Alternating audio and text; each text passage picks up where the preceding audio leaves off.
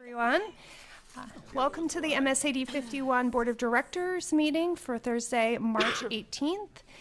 This is a board workshop, so we do have a little bit of a shorter agenda, a couple items that we needed to get on today just because of timing, and then we'll have public comment and then our workshop. So we're going to start with an item for action. We have an item around an electrical service upgrade project that needed to come before the board today because it's time sensitive. And I'll be asking to start this by asking for a motion to approve the electrical upgrade project proposal in the amount of $488,000. So moved. Thank you, Jesse. Can I get a second? Second. Thank you, Megan.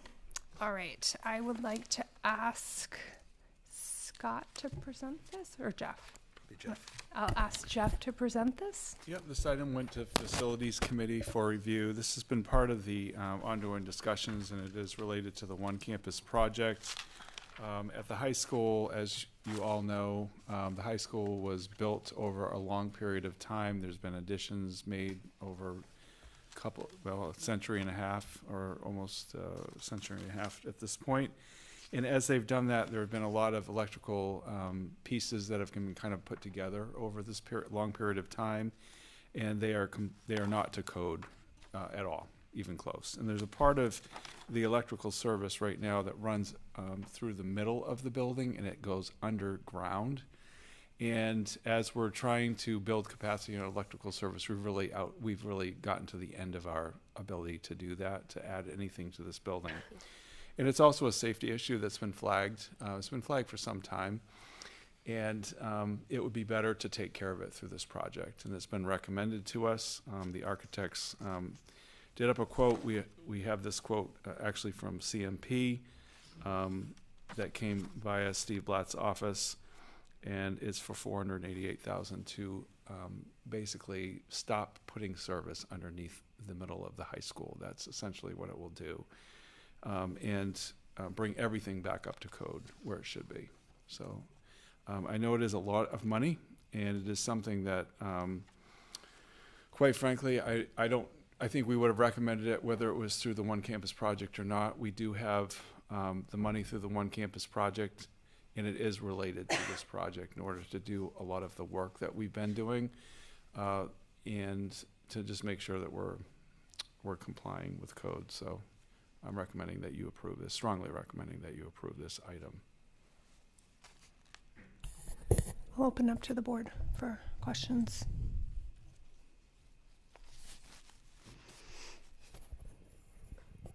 Megan? It might help to sort of point out how it was characterized test on the Finance Committee meeting, the most recent one, which was that it really was a safety issue. Yes. Yep. Facilities or finance? Excuse me.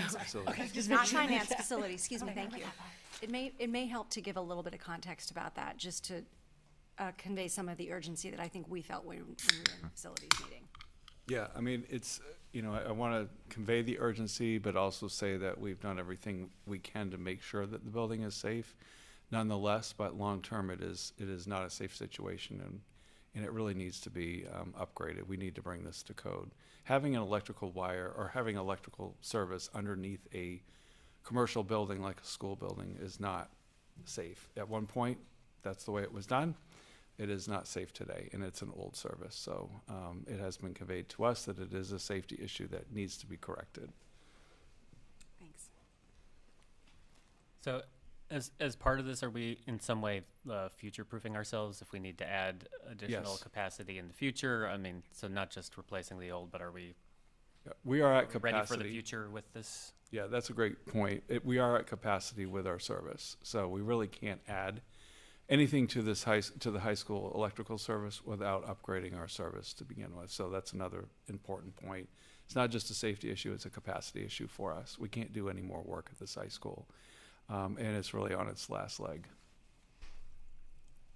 Sean, did you have a question?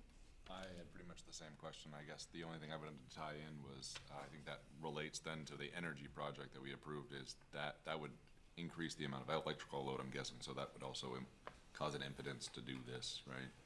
Yeah, any sort of work going forward is going to cause us to come into question whether or not we can even maintain, or do any work in this high school without upgrading the service. So it is a problem. It's a question mark every time now that we're going to do something. So I know that the facilities committee is considering, or the board will be considering at some point, an energy project for the high school, which is needed. And in order to do that, the capacity of we've been told that the electrical service will have to be upgraded in order to do it. We've maxed out the capacity. The high school has got a lot of things that need to be replaced. One of the items that we're recommending also for next year is a capital item for the intercom, as you know, which I presented in the budget as well. The intercom system is extremely old here too. We need to replace it. So not that that's directly related to this request, but it all kind of goes together. We have a lot on the long-term facilities plan that's related to the high school, I think, for certain upgrades and just maintenance, honestly.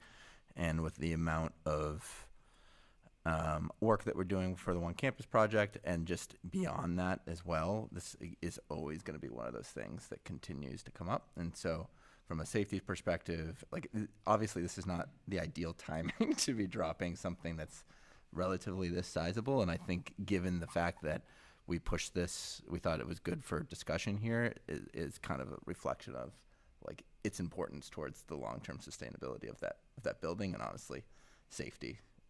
So I think it's fair for discussion just given the amount, but it's not something I would like take lightly, and considering the One Campus and contingencies that we have, but I think it's the responsible action to take.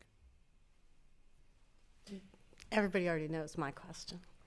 So if we knew that this was a problem, we knew this was going to be done, why can't we take it from capital improvements versus taking it from the One Campus funding? You can take it from, that's a choice that the board can make, is to take it from capital reserves instead of the One Campus project if you choose to do that. With the other projects that we have earmarked for capital reserves for next year, we're trying to transfer, as I mentioned at the presentation a few weeks ago, money from emergency reserves in order to cover our capital for next year. We wouldn't have enough money to do those projects and do this project on top of that. And is that long-term part of what you emailed out today, Tim? There are a long-term number facilities. of items. Yes, there are a number of items within that long-term facilities project that would require probably an upgrade to the electrical, including some of the HVAC. We've talked about renovations and science wings. There's a number related that this would be like a precursor to that. So it's something that we're probably going to have to address. And if we push it off, we push it off. But at some point, it's going to be something that we probably have to address. And to I get guess the code. I'm not questioning that it needs to be done. I'm questioning which column do we take it out of? Mm-hmm. Where do we take this money from? It would make sense to expend it with the project because most of what's happened around the campus is related to that electrical and the other project. You also would basically expend it over the life of the bond, which it's a pretty sizable capital project that would make sense to expend it on that bond instead of trying to short fund it in 1 year with capital funds. It makes sense to expend that over the years of its useful life. Can we get an update on where we're at? I know you've sent us stuff, but just as a reminder of where we're at as far as coming in under because of contingencies, things like that. In terms of the One Campus Yes. project budget. Yes. Yeah, we can get you that. We don't have the numbers right. I don't have the numbers right. Yeah, in we front of me, met but- with the design team last week to kind of get a sense of that and just the highs and lows of where we're at. And we asked them to, I guess, come in again with now that we're at where we're at. We've had some unexpected things, probably some on we got those back kind of things. What's the latest in terms of the current estimate and where we're projected to get to? And so I think, it's reasonable to, before we make any kind of major decisions around that, to wait for that. I just don't know how long that's going to take from Doug and the design team to get. So just to recap, we would be voting on this without knowing the most current budget? There's definitely money to cover Yeah, this for there's sure. I know there's Definitely, money to yeah. cover it, Yeah, but there's we're at definitely the money. It's just we don't have the exact figures. If you're looking for the exact number, I mean, we're still within the amount of the larger bid project, which was under the amount that we had allocated for that. So some of the things within that project, have come up, but still within the amount that was budgeted. So there was still other funds that we hadn't allocated yet outside of the contract at Great Falls, which was the largest part of it. Right, and that list is still being priced out, that the facilities committee had requested to look at. We don't have any of those pricing, but this is well within that amount that we have. I have a question. Are there any other things that have been on our radar that you're going to come back and say, this might be a good time to address that are sort of related to the One Campus project? There is a whole bunch of items that the facilities committee is still sorting through that we've asked for pricing. There's stuff, for example, in the back of the high school that we know that has been work. We had the members of the facilities committee that met with the design team to look at those items and get pricing on that. For example, there's items like paving the entire campus after the project is done. We've asked for pricing on that. So there is a list that the facilities committee is monitoring. This one feels urgent, and that's why I'm bringing it to the board outside of that process. And this was flagged by CMP while we were doing electrical service upgrade to the maintenance building. We had to upgrade the service to get back to the maintenance building. And one of the options that we looked at, why can't we tie it into the existing high school service? Or that was a question mark that I had that came up at the time. And when we reevaluated it, and Steve Blatt's office looked at it, CMP looked at it, our facilities department looked at it, it was like a no-go. First of all, it wasn't safe, there was no capacity. And so all this kind of came up as part of those discussions as CMP was providing service to the maintenance building out back and had to go a different route, that whole, in that respect. So, but there is a list. But this one feels very urgent, and that's why we brought it forward outside this process. Thank you for going into more detail about why that came up now. I think that's really helpful. And also, just to address the other question you had, Lauren, every year there's revolving renovation fund that we try to apply to through the state and hope that we get some of the projects paid through for that. And if they don't get picked up, then they remain on the long-term facilities list. So, for example, we found out we didn't get any additional new monies this year for things that we were hoping to get picked up that will then remain on our list, and then we'll have to make decisions about when and how we might pay for those. But so is the hope with this one, given that we have the large project already scheduled this summer for the science wing, that we would be able to get to this first? I don't know what is coming first, but it was told to us that we really need to prioritize this. And we need to do it fast so that we can get it on CMP's schedule. Okay. So if we, did I? No. Oh, okay. I'm just asking the question because I'm a little uncomfortable without knowing more of where we're at. I am very much in favor of this. It's obviously needed. If it can come out of One Campus, I think that's great. I feel like I need a little bit more of a look, a better look of where we're at. So what would that mean to put this off till our next board meeting, for example? Well, and one of the things I just want to say, Tim had referenced, Tim was part of a meeting that we had with Steve Blatt's office last week. And one of the things that we went through was generally where are we at with the project budget.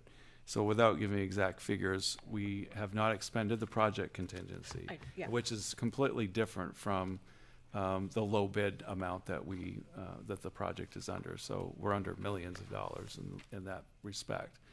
And we can get those exact figures for you, but we haven't even expended the project contingency. Yeah. But we're concerned about the project contingency because we're still early in the pre-K1 project.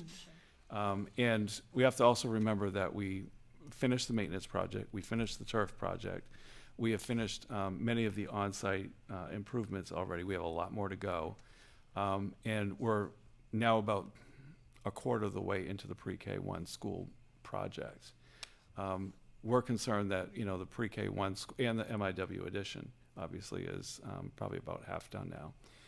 So with that in mind, we still have, I think it's around 800,000 in project contingency that we haven't expended when you look at all of those projects put together. So we still have the money, and then we still have the low bid money. So we've got, it's around 3 million, Yeah, but it's that's well what I within that recalled. that Yeah. amount that you're expending. So there's no concern of going over at all. I'm not concerned I about that at all. understand your concern, and you know, but I wouldn't recommend it if I thought there was any danger of coming close to not having money in the project to do it. Totally get that. I had heard sort of this number being floated that we were looking at 3 million, but that had not been said at a meeting, to the best of my knowledge. So I just wanted to hear at least some sense of what we're looking at, so that. And that's just from coming under bid. Yeah. That's where Yeah, Just we, from coming under yeah, bid, we yeah. would have talked about it at the meeting where we approved the bid on the project to Great Falls, because that would have been like the difference between what we had for that bid and what we ended up awarding. And we took some stuff out, like, or said we weren't going to do some of the things. There 'cause was a we lot didn't. of alternates that didn't end up on the table. Right. Like the very expensive parking. Could someone also speak to what happens to the money that we ultimately don't expend? I mean, I know that we got a question about whether the bond would be cut by a certain amount, or at what point kind of is that decision made that that money isn't needed, and then what happens to it? Yeah, we haven't permanently bonded yet on the project, so we can also just not bond the full amount. Obviously, that's part of the reason we're pricing out the other items. Some of them were pulled out before we went out to bid. Some of them never were part of the bid but have come up, and that's why we have a running list that the Facilities Committee has been looking at and has asked for pricing on, so that, you know, can make decisions. Those items will come to the board eventually for approval. So prior to going out to permanent bonding. Which I think permanent bonding would be November. Yeah, next fall. So Tim, you feel that this is appropriate as chair of facilities, as a. I feel like the getting it done is appropriate. I think I have questions on the timing of when we have to do it, right? Like getting on CMP's schedule is nice, but like we also probably, depending on where we pay for it, if people are uncomfortable with putting it on one campus, which I could totally see 1000% the reason why. I also see the benefit of doing that on such a big thing and what it would handcuff us if we don't, and this is very much relevant to do it. But I also, like, I'm one that likes more information than not, so waiting to hear back in terms of where we're looking at or where we're going to fall or the latest update from them before we commit to spending money out of one campus, I would support that as well. So like we brought this to the board specifically for this discussion rather than like, here's our recommendation. I just think it's important that I think eventually we're going to have to pay for this. Sure. Right? Yeah, like that's I think not a that's question. just, it's coming our way. And so it's worthy for us to figure out right now when we want to do it. I think earlier is probably better, but like again, the CMP schedule thing of like how we do that, let's figure out when we have to do it. Like what's the rate? What's the thing that we need to install it for before? Like, what's the thing that we need to install it before? Like, what's the reason for the timing? Like right now, I think is worthy of it. Discussion. So I'm going to say that I knew this was an issue. I think it's been an issue for a while here at the high school, but I will say that I did not know the extent of the safety concerns associated with this item until very recently. So my urgency and my strong recommendation comes from asking the board to act on something that I now have a lot more information about in terms of safety. I think some of it came from when we were hooking up the power to the maintenance building. We got more information from CMP about why this is completely out of code, and their strong recommendation to the district that you do not don't leave this unchecked. This is not something you want to continue doing. So I would urge, and I'm strongly recommending, and the board can do what it wants tonight, but I'm strongly recommending that you that you approve this item tonight. I don't think putting it off makes any sense. And I think now that we know the information, I don't think it's a good idea to put it off. I have a question about the cost. So is this something that we could put out to bid, or is it CMP has to do it and the price is what it is? Or, I mean, because it's above the amount that we'd have to bid for, the state level, but they're the only people who can do the work? Yeah, so, I mean, it's a CMP project. It really is CMP. We can work directly with CMP on this project. If the board approves it, then we would certainly do that. But I don't think there's any other vendor I can think of that would do that. To do it. Okay, thanks. Is part of the urgency just getting on CMP's calendar? Because if I read the email right, it's gonna take like a chunk of days where the power's totally out to That's do right. this work, and so it's not gonna happen like during the school year most likely. But is the urgency, safety, but also just getting on CMP's calendar? It would definitely be a summer project. We couldn't try to do this during the school year, even over a break. I think it would be too risky to try to do this with the understanding that we might not have the power back on before the break is over. So we definitely need to do it during the summer. We need to get it scheduled. I think it would be disruptive if we tried to do it outside the school year. You also have the experts telling you that it's a safety issue. I don't want to live with that. If it's a safety issue, we need to take care of it. It's a known issue, and we It's know a known lot more issue, than we and did I don't want to be ago. responsible for that. Yeah, I concur 100%. So here's my question. Can we approve the project and determine funding or financing at the next meeting? Where we have the one campus update and At this time, you don't have enough capital reserve to fund a $400,000 project until after your district budget meeting in May. Okay, when at that meeting, there'll be a warrant article to transfer money to capital reserve. So at this point, you don't have the ability to do it from that mechanism. You do have the ability to do it through the One Campus project, so. And I just echo Kim's comment and concern. I'm just not comfortable when I don't even know what's there. I'm not gonna write a check if I don't know what's in my account. In the school account right now? In the one campus. In the One Campus, there's $800,000 in the project contingency that's remaining. There's also $3 million that is unexpended and is there from the bid process that was in place, with where we hadn't put a lot of other alternates on the table and so forth. To me, this would trump something else that you were probably thinking about doing as one of the other projects out of that $3 million. Mm-hmm. So I think this one would come right to the forefront of that. So you do have funding available in that project Can I to ask do a it. clarifying question? So the $3 million that's Yeah. left from the stuff we took out, Yes. so that like includes the $800,000 we were going to put in for the retention pond parking? Correct. That was Okay. all part of the stuff that we didn't do. Seems like right? electrical upgrades are a better More use of important that than the funds parking. than like 10 parking Yeah. spots over a retention Yeah. pond.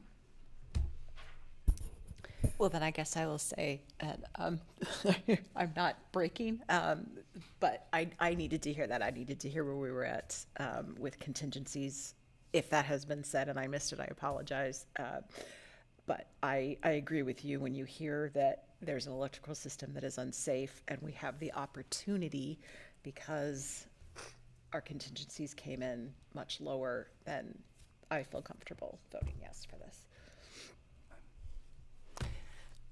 Go ahead, Sean. So looking at the preliminary project budget, the paperwork you provided, the section A, item 1, interior electrical work, secondary side, not CMP, is a good portion of the project. Yep. So I'm assuming, even though we're talking about going out to bid, that part would be going out to bid? We would work with our architects in order to create anything that needed to be bid on that. We would work with our architects to create specs to bid that. Okay. And then, based on their current knowledge, do they have a feeling that that is an adequate number? Or do we feel like this is one of those projects, because the system is so old, that it very well could be, oh, we took this off and we're really digging in a lot deeper than we thought?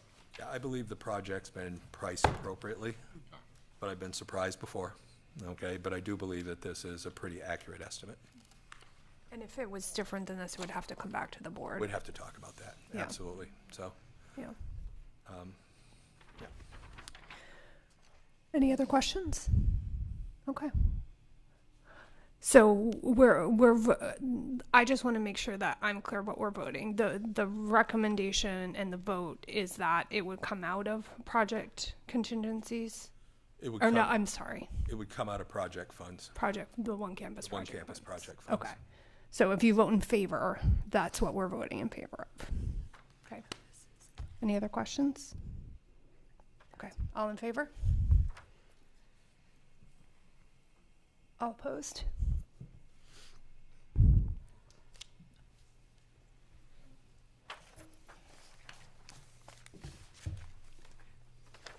All right. I'm going to move on to public comment. The board welcomes, and where did I put my glasses? Oh, on the top of my head. Woo. There we go. The board welcomes and recognizes the value of public comment. To ensure public comment is fair and orderly, we follow procedures outlined in board policy BEDH, and we ask that all members of the public do so as well. We follow this policy to keep the meeting civil, respectful, and productive. We also hope that this allows for all community members who would like to speak to be heard. Public comment is one of the many ways to connect with the board. I know the board has received a number of emails, especially related to the budget over the past week. We appreciate you reaching out, either, like I said, through public comment or in advance. So thank you. We appreciate that feedback and the opportunity to dialogue. For public comment tonight, I've passed around the sign-up list. And I'll be using this to go off of for public comment. Our policy allows for 30 total minutes of public comment, although that can be modified at the discretion of the board. When I invite you up, please use the microphone at the designated podium. Please state your name and town of residence. Comments by individuals are limited to a maximum of 3 minutes at a time. The clock is visible on the screen to help you keep track of time. After 3 minutes, the timer will go off, and I ask that you please wrap your comments up. All comments should be directed at me, the chair. Please keep your comments respectful and civil. I want to note that any comment that is contrary to these rules, I will ask the individual to please wrap up their comments. So did everyone get a chance who wanted to speak to sign up? Okay, great. Oh, yes, sure can. And I will welcome Joel Richard first up.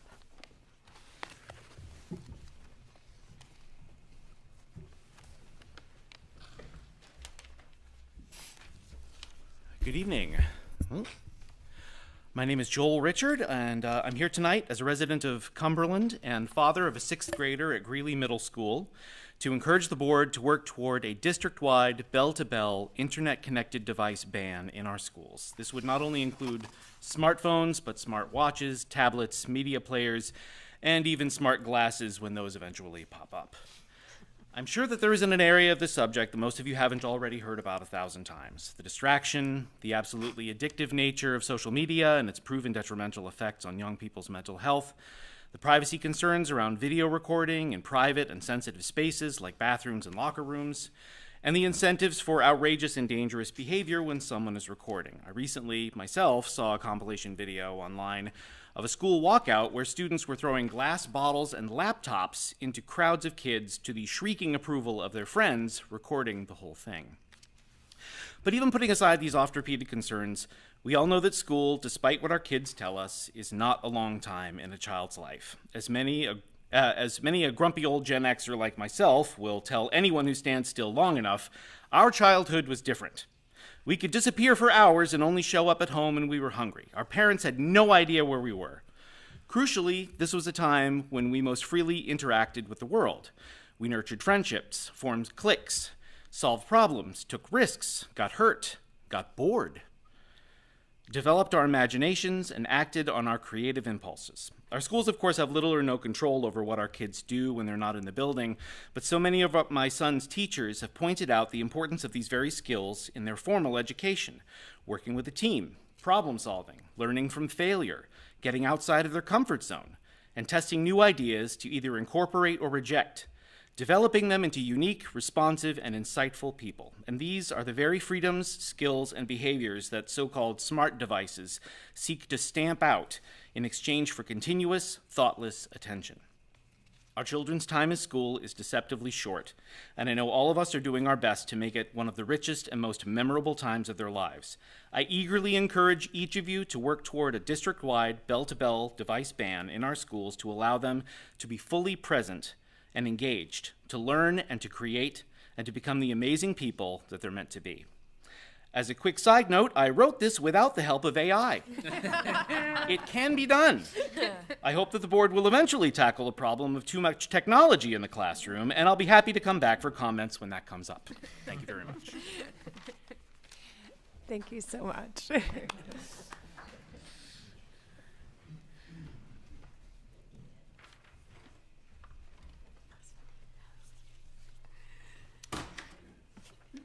Shirley, you're up next.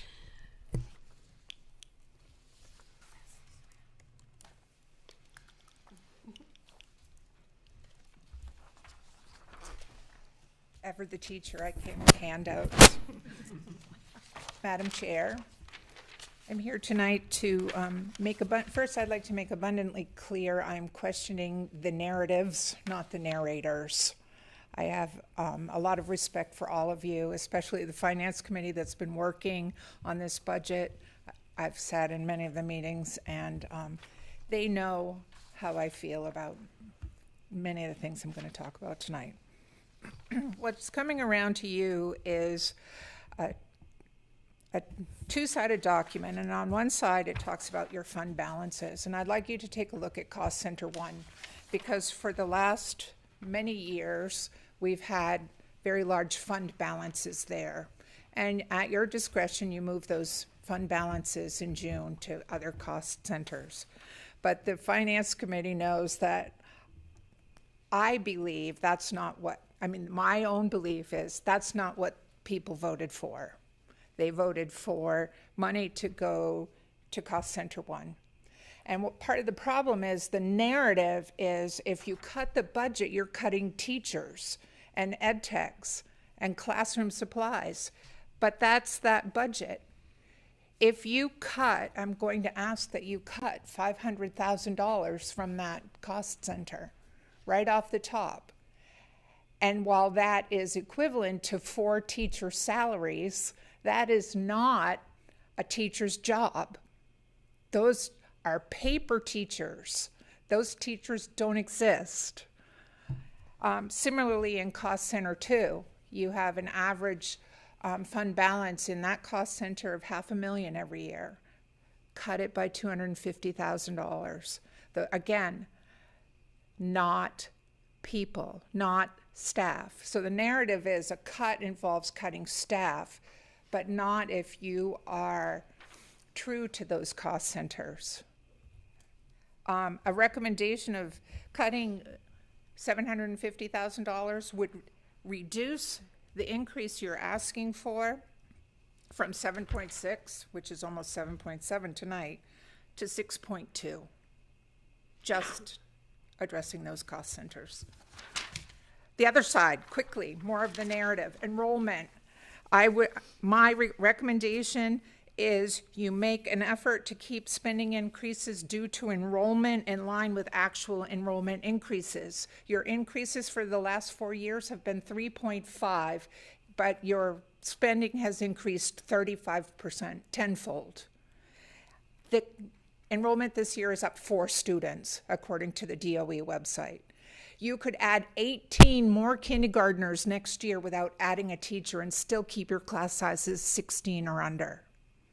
And then last, per pupil, the raw data. I took your spending and divided it by the number of students, and you will notice that over the last 4 years, the per pupil increase, raw numbers again, has increased 21%. But inflation over that same time has increased 6 to 7%. So I'm asking the board, please determine why per pupil spending is outpacing inflation. Thank you, Shirley. And I appreciate the handout, and I also appreciate getting this in advance. So thank you. Michael Sweat. I know, right?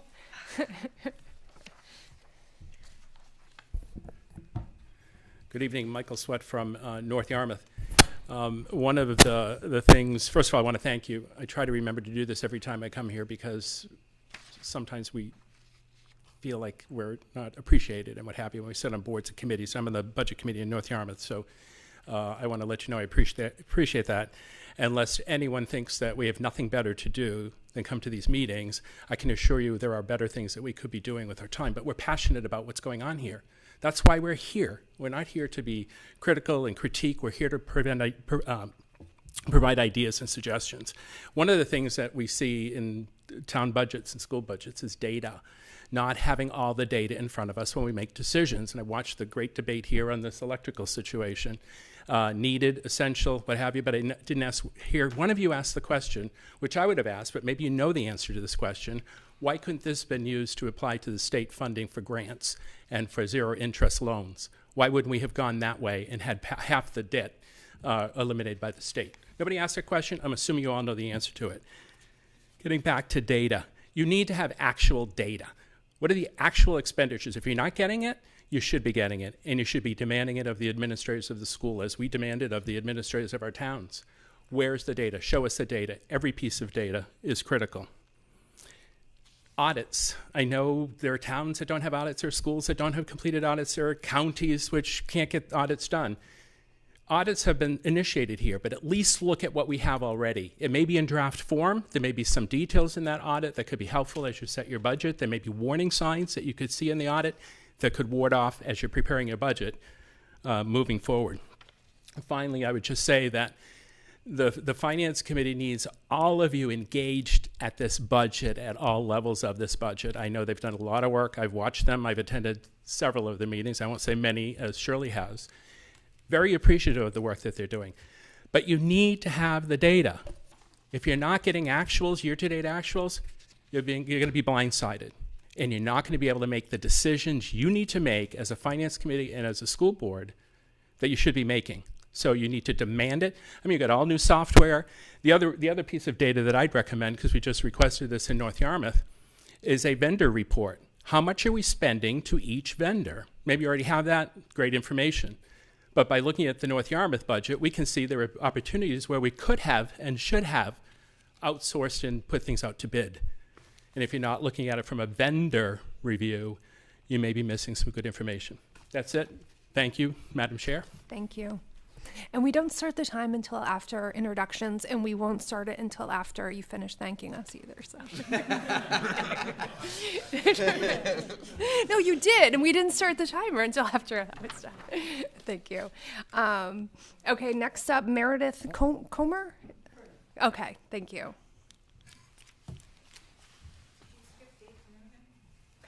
Dave, I did, because you see where I put my glasses on after I read you'll be up next. All right, thank you, and thank you. Thank you for serving the community on the school board. I know it's a serious responsibility and it takes a lot of time, and thank you for doing that. There are 2 points that I'd like to make tonight. One is the importance of the budget review process, and the second is the importance of, as Dave just said, having the right tools, or Michael just said, having the right tools to make meaningful decisions about the budget. The review of the budget is probably one of your most important responsibilities. Every one of us pays thousands of dollars in taxes every year, and the majority of that money goes to the school budget. The town of Cumberland, which consumes about 25% of our taxes, spends in excess of 14 hours with the town council and the town staff reviewing every line of the budget with a focus on keeping the year-over-year spending increase to 3%. My understanding is that this 2-hour session is your only opportunity as a full board to review the school budget. This is a budget that is 2.5 times the spend of the town and consumes at least 70% of our tax dollars. It feels like there's a disconnect there. The other point that I want to make is that you need the right tools in order to make good decisions about the budget. And when I say the right tools, I'm talking about actual spending figures. I can't imagine making decisions about 2027 budgets without having the actual year-to-date spend figures. We're a full 8 months into the fiscal year. Every organization I've been a part of works with year-to-date actuals and projected balance of year spending in order to plan the next year's spending. Those figures should be available to you, and they should be available to all of us in the public. You're spending our money. We want our students to receive a solid education, and we want those people who are working with our students to earn a fair wage. But it's also very important to balance all of the offerings with practicality of what the community can afford. Thank you. Thank you. David Noonan.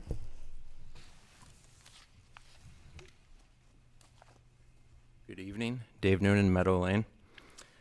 So first I'd like to recognize all the brave ed techs, administrative assistants, the lone teacher, and the senior student that spoke here 2 weeks ago about the lack of contract for the ed techs and administrative assistants.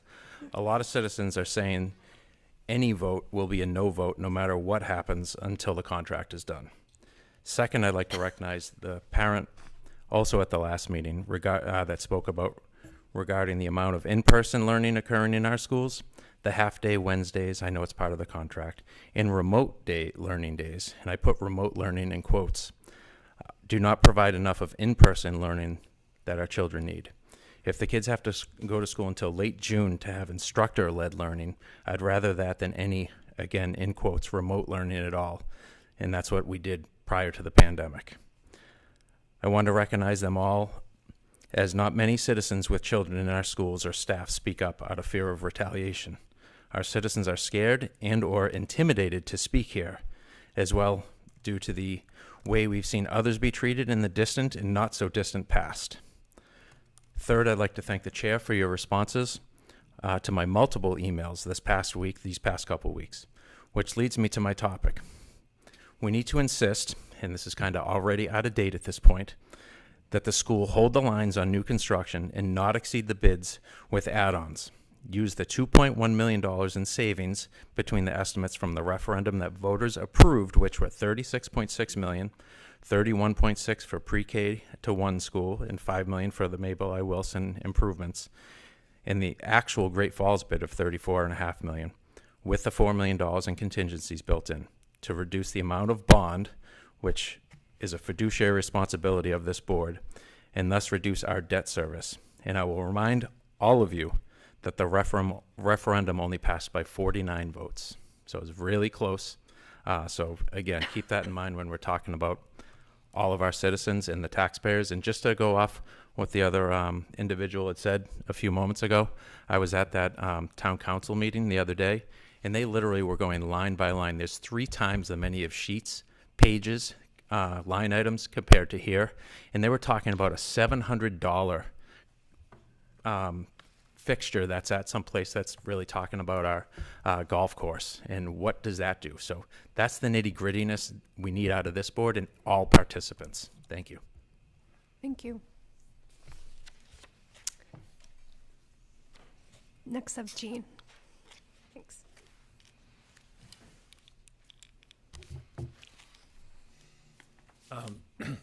I also thank you so much for your service, because this is what you do is incredible, and it's very challenging, and so it is very much appreciated.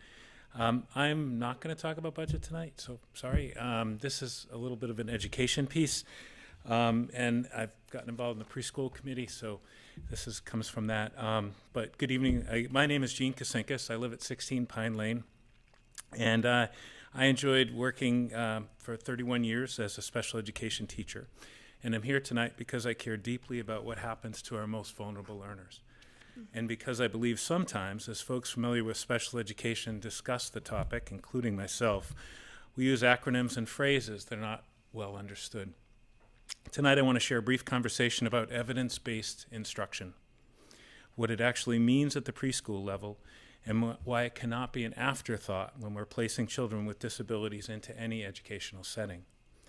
Evidence-based instruction means using teaching strategies and interventions that have been validated through rigorous, replicated, peer-reviewed scientific research and shown to produce measurable outcomes for young children with disabilities. Under IDEA Part B, Section 619, which governs preschool special education, this is not optional. It's a legal requirement. At the pre-K level, evidence-based instruction looks very different from what many people imagine. It's not primarily about reading or academics.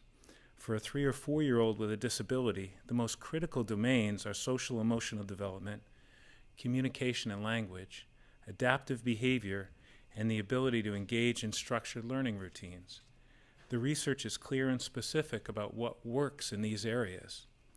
The Division for Early Childhood has published a set of recommended practices that give the appropriate standard for early childhood special education.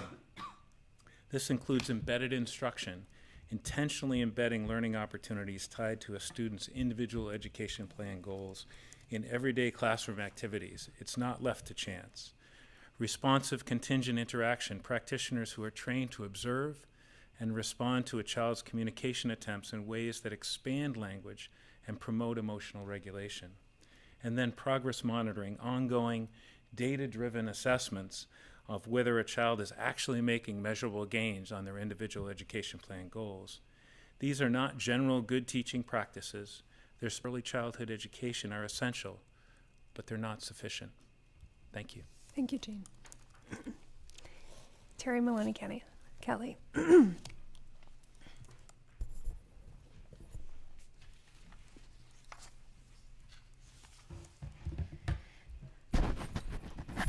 Thank you. I had not planned to speak tonight, so I can assure you my words are not from AI, because I don't even know how to use it, and I am sure it would take the me out of the process. My name is Terry Maloney Kelly, and I'm a passionate community member.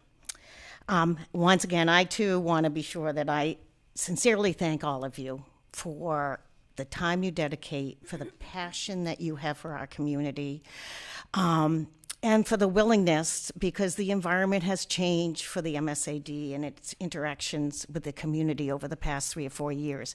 And it's been a tough transition. I can understand that. But we are a community, and you represent 75% of my financial structure in my household. So it's nice to feel, honestly, a part of your community now, in which I have not felt in the past. Humanity is defined as the shared qualities that make us human, such as kindness, compassion, and empathy.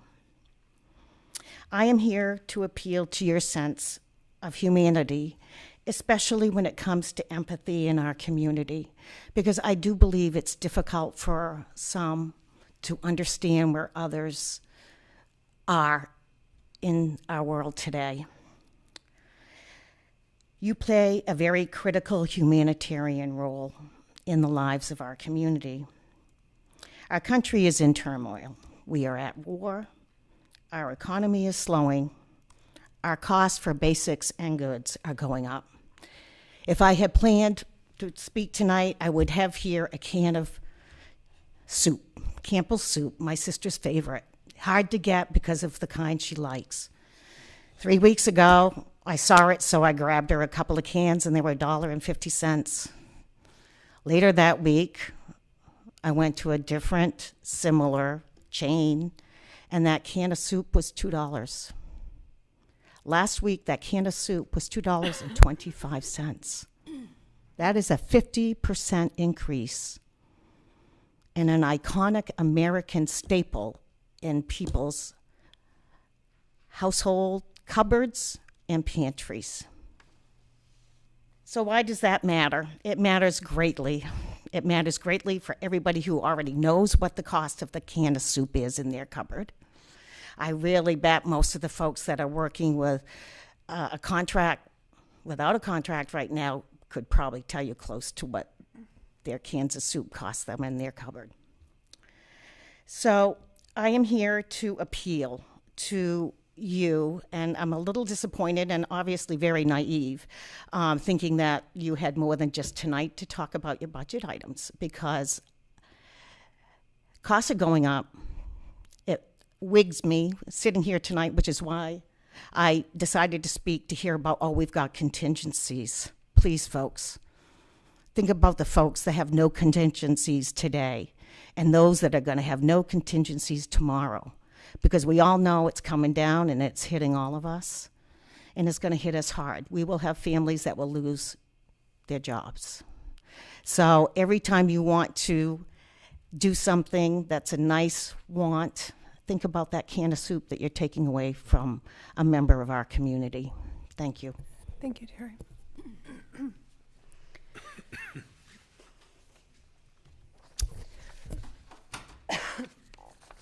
So that closes public comment for this evening.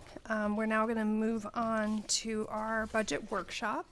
I'm glad we have a little bit of a different table configuration tonight, so it can feel like we're having a bit more of a conversation than we do when we're in one big line. So for the budget presentation tonight, which is not and hasn't been, I guess, the only opportunity. I noted this just came up for the board to discuss the budget. It was first presented to the full board at the last meeting, and today we all sit around and talk about the budget, and then it will come to a vote in about a month from now to the board. So we have a lot of time between now and then to continue having conversations. And I know part of the overview before we jump into it, I think Jeff's going to do a presentation highlighting some of the key milestones. I know the Finance Committee has meant a tremendous amount leading up to today's presentation. And then I think Scott's going to take us through some particular items, and then we'll open it up to the board to continue our workshop and discussion. But that's going to be the general format as we dive into it this evening. I'm just trying to think of anything else to say before I hand it over. But yeah, so we're going to start with the presentation from Superintendent Porter. And yeah, thank you. You put the agenda up. And that'll kick us off. So thank you. Thank you. I'm just going to go through very, very briefly before we get into the account lines. Scott's going to do the budget variances. So trying to match up the presentation of the recommended budget that I presented a couple weeks ago with the actual budget account lines in the budget that you have in front of you. And then this evening we're hoping for some direction from the board, whatever that is. We just need to know what the board is thinking, what your general thinking is after discussion before this workshop is over. So again, you are here. The last time that we talked about the budget was the superintendent's recommended budget presentation. The budget process is a very long process. It's actually started back in November. Sometimes it starts in October. For the public, for engagement, it may feel like we've just started the process, but it's actually been going on for months and months as we prepare the budget that was presented a couple of weeks ago. So right now, you're in the middle of the deliberation, or the public deliberation of this budget, and that's where we are right now. So just a reminder, and you'll see these through the account line. Scott will be pointing these items out in the various parts of the budget so that you can see where this presentation and the increases that we're recommending line up with the budget. So new proposals, advanced debt service land acquisition. Just a reminder that the net increase to the debt service for the One Campus project is $516,074. Again, that's a net increase to the total debt service that's included in this budget. We also have land acquisition. We purchase land as part of the One Campus project, and each year for several years we are paying for that land, so $150,500. For enrollment growth requests, this is a growing school district, continues to grow, has been growing since 2016. We are one of only a handful of districts in the state of Maine that is actually growing. As you have probably seen in the Press Herald and in other media places, many districts are cutting because their enrollment has been dropping for years. And so they are responding to that. I don't know. We lost. I think we lost the presentation. Yeah. Yeah. Let me try it again and see if it gets back up. I think we do have copies if people are interested too. Yeah, it's not going up. I think I did pass them around. There's, if people in the audience also need one, they're on that front chair in case you didn't get one. But everybody should have a paper copy. So as we're trying to work on that, I'm on page 5. I'm on page 5, and basically these are the new enrollment pieces. 578,652. Again, I'm not going to go through all these items. I presented this. These are all pieces that we're recommending. Again, we'll show these items in the accounts. The next category is new proposals, advanced academic support. There's 33,163 in that category. The next one is instructional support, 213,178.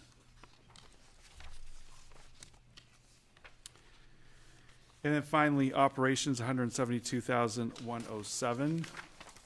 And then we made some reductions to the FY26 budget of $280,324 at this point in time. That is reflected in this budget. If you go to slide 10, this is another way of looking at the operating budget. If you'll see that the debt service and land acquisition, the percent of net increase, if you look at the 7.68%, which is where the budget increase is today, I presented a budget around 7.6. We continue to adjust the budget, look through all the salary lines, benefits, et cetera. So we're at 7.68% at this time. Out of that 7.68%, 6.53% are all other operating expenses if you take out the debt service and the land acquisition. So just another way of looking at the expenditure increase. So we're really, without the debt service increase and the land acquisition, our operating budget is 6.53% as an increase. And I think it's really important to note, there's a notation at the bottom of slide 10, that the one campus plan of financing applies fund balance to offset a portion of the debt service for the next 3 fiscal cycles. So not in FY27. So you will not see any fund balance applied. That was part of, thank you. Yeah. That was part of the, just put that up there. Plan of financing was in FY 28, 29, and 30. You will start seeing the fund balance being applied as part of that financing plan. So you won't see that as part of the FY 27, the current budget proposal that you have in front of you.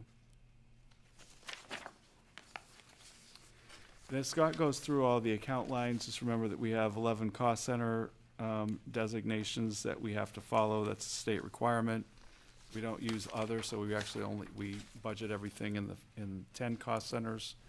But just in case, and this is part of your packet, if you're wondering, well, wait, why is that in that particular account line or in that cost center or what's in that cost center, just you can refer back to this and it will give you a detail of what's included, for example, in regular instruction. So that would be all the benefits, salaries, supplies that go with regular instruction in that cost center, which is obviously our largest cost center. Then you can follow that through and look at the cost center descriptors as we're talking about these things, if you're wondering why is that in that cost center or isn't. So by the end of the evening for this workshop, what we're hoping the board can give us direction is on 2 questions. Number 1 is the overall expenditure percent increase on track with the board's expectations at this time. So in other words, 7.68% total increase. Is that in line with what the board is thinking about tonight? If not, is there an adjustment in the overall expenditure? I'm telling you what's helpful to Scott and I as superintendent and business director for this district.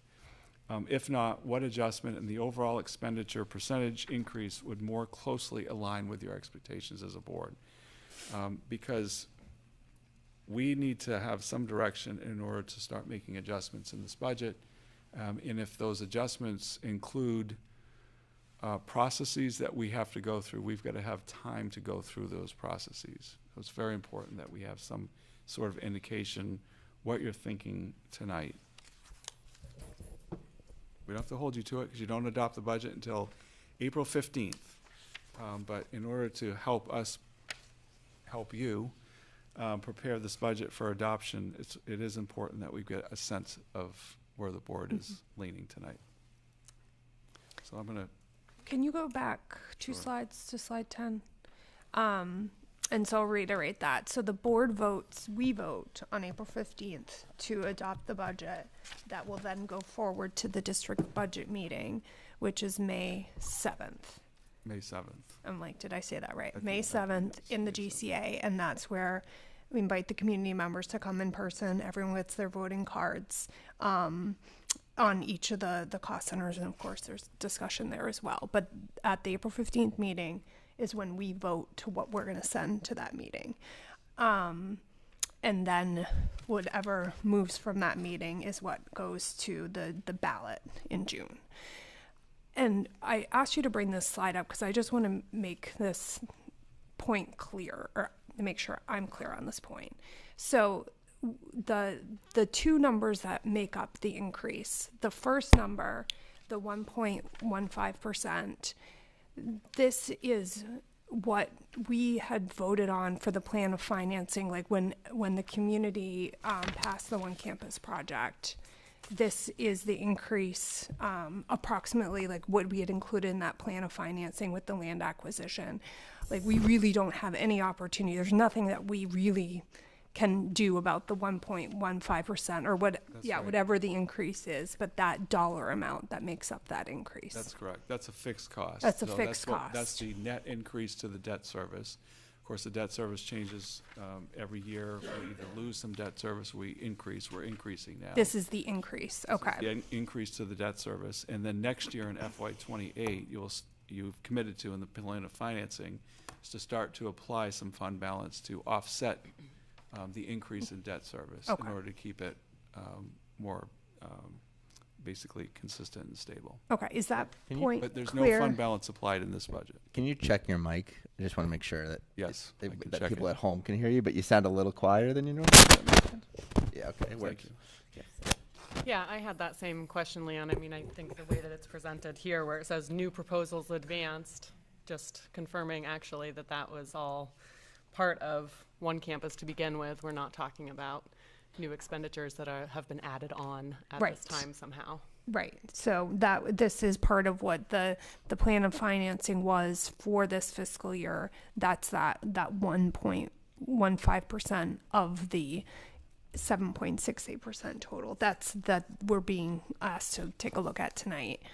So is that point making sense? Because then I want to move to so then it's plus the 6.53%. So your key question that you posed for us is talking about that 6.53%. So the overall budget increase is the 6.53%. That's where we're at right now with everything that was added and removed, all the details that he just went through with us. Yeah. And also, I mean, as we know, a majority of this is staff salaries and benefits. Yeah. The 1 point, I think another way of, I understand what you're saying. I think another way of putting it, the 1.15% of that 7.68% is previously committed. Yes. I would also say that a lot of the 6.53% is previously committed. Yeah, that's where I was going bargaining next. Agreements, because the lion's share of the increase is from labor costs, salaries and benefits. And so, but the debt service and land acquisition is in its own category. It was voted by the community. It is in its category. It's committed. Okay. Is that making sense? Okay. Okay. Scott, do you want to take us through? Fun with finance. Yes. All right, let's have some fun. So the first thing that I wanted to mention is the budget, where we are right now, has been built on a number of factors. One is on a 14% health insurance increase. We won't know what that looks like until probably first week of April, maybe end of March. And, but we do know that the maximum increase that was sent out was 14%. So we've put 14% down on that. Some of the other pieces around this budget is we have gone through and looked at budget to actuals. There's also some reductions in the assumptions around long-term subs in some of the cost center lines, because now we have permanent subs in the buildings, and we're pretty much, we've pretty much fully staffed our permanent subs in the buildings. So we're able to look at some of those assumptions in our, cost center lines, particularly regular instruction and special education with a different lens. So we've looked at that as well. So that's another assumption piece on here. So I guess to just start with that, we can also talk about that at tomorrow's Finance Committee meeting, there will be budgeted actuals on all of the cost centers. We have developed that, and that will be available at tomorrow's Finance Committee meeting. Currently, we're just finishing up some of the encumbrances and summer salaries that have to be accrued over the course of the summer. Unlike a municipal budget or unlike corporate budgets, our teachers get paid over 26 payrolls. So while they earn the pay during their 184 days of the school year, they've earned that in that 184 days, but they get paid it out over the summer. So you have to accrue those monies back against the fiscal year. So it's not as easy as just looking at what's the actual expenditure to date, because there's still all the summer that has to be accrued and put back against the school year, if that makes sense. So, okay. That's something you can share with the rest of the board. I know Absolutely. we won't all be there. So. Yeah, absolutely. Okay. We're just finishing up now. My staff's working on it and finishing it, and we should have that available for the meeting. So. Okay. And part of what you've done, even though you might not have it right here, but and I know we've talked about this previously, is you use those year to dates as we take a look along at the way. those. Yeah, absolutely. We take a look at those when we're developing the budget. Can I jump into, because I know Scott and I have had these conversations. If everybody just were to consider just teacher salaries, so those are 4 different lines. It's always the first line for the building. Scott and his team have to go through each and every teacher and say, okay, this teacher is eligible for this increase. Some teachers come to Scott and say, I'm going to be getting my master's, so it'll bump up even more. So then Scott has to go back in and do that. So for those 4 lines alone, that is definitely not just like tack on, a certain percentage. That is literally going to every single staff member. Correct me if I'm wrong, but that was what we talked about. Staff have to notify us in February of any scale movements, and in order to move on the scale for the next year. It was overly complicated by a very detailed collective bargaining contract, which involves some substantial scale changes, right? So that took quite a bit of time to detail that as well. So. Yeah, but I just want to say that is an example. Tim, you asked last time about 0, or starting at 0. Scott looks at every teacher. The team looks at every single teacher and what is their salary going to be based on the collective bargaining. So I just wanted to put that out there. There's about those 4 lines alone. And I do want to make a comment. We do need to be careful about making any assumptions on particular lines about individuals. I know it's hard sometimes because you're like, oh, well, the way this is, you start maybe making up stories in your head about individuals, and just wanted to.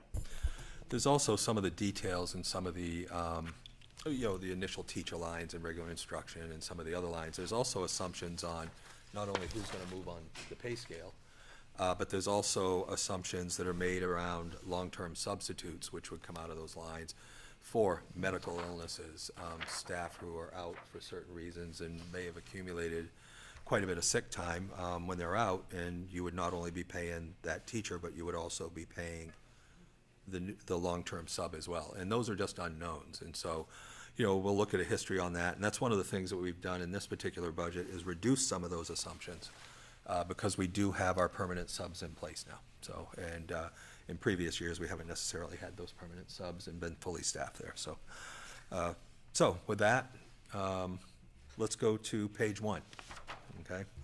And I'll try to walk us through the budget. So as you know, the budget's developed in an 11 cost center format.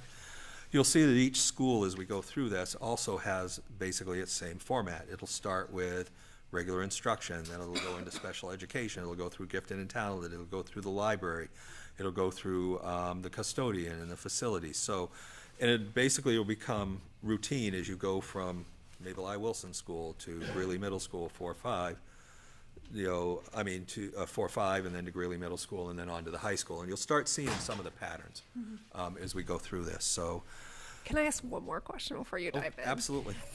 Because it helps me to keep assumptions in mind. Yeah. And I know we start with the largest cost center, which is cost center 1. Yeah.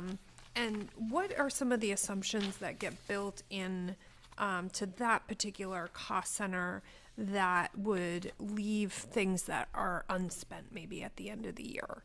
That was the assumptions I was talking about in terms of some of the staff movements on scale, some of the budgeting for health insurance, because we have open enrollment in May, and we don't always know who's going to come on the district's health insurance and who isn't, and also the assumptions that we make around health insurance. If we don't have it by the time we're ready to put our budget out to the community, we may not have that number soon enough in order to get ready for the district budget meeting. So sometimes those are the things that happen. There's also the long-term subs and the medical pieces and budgeting So like for if those we because keep the subs in, but then we don't end up needing to use that's right, them. because you don't have a contingency in this budget. No place is there a $400,000 or $500,000 or $600,000 contingency sitting in here. Okay. So your contingencies are really built into your salary lines around long-term subs and those types of things. Okay. So, all right. Anything else before we move on?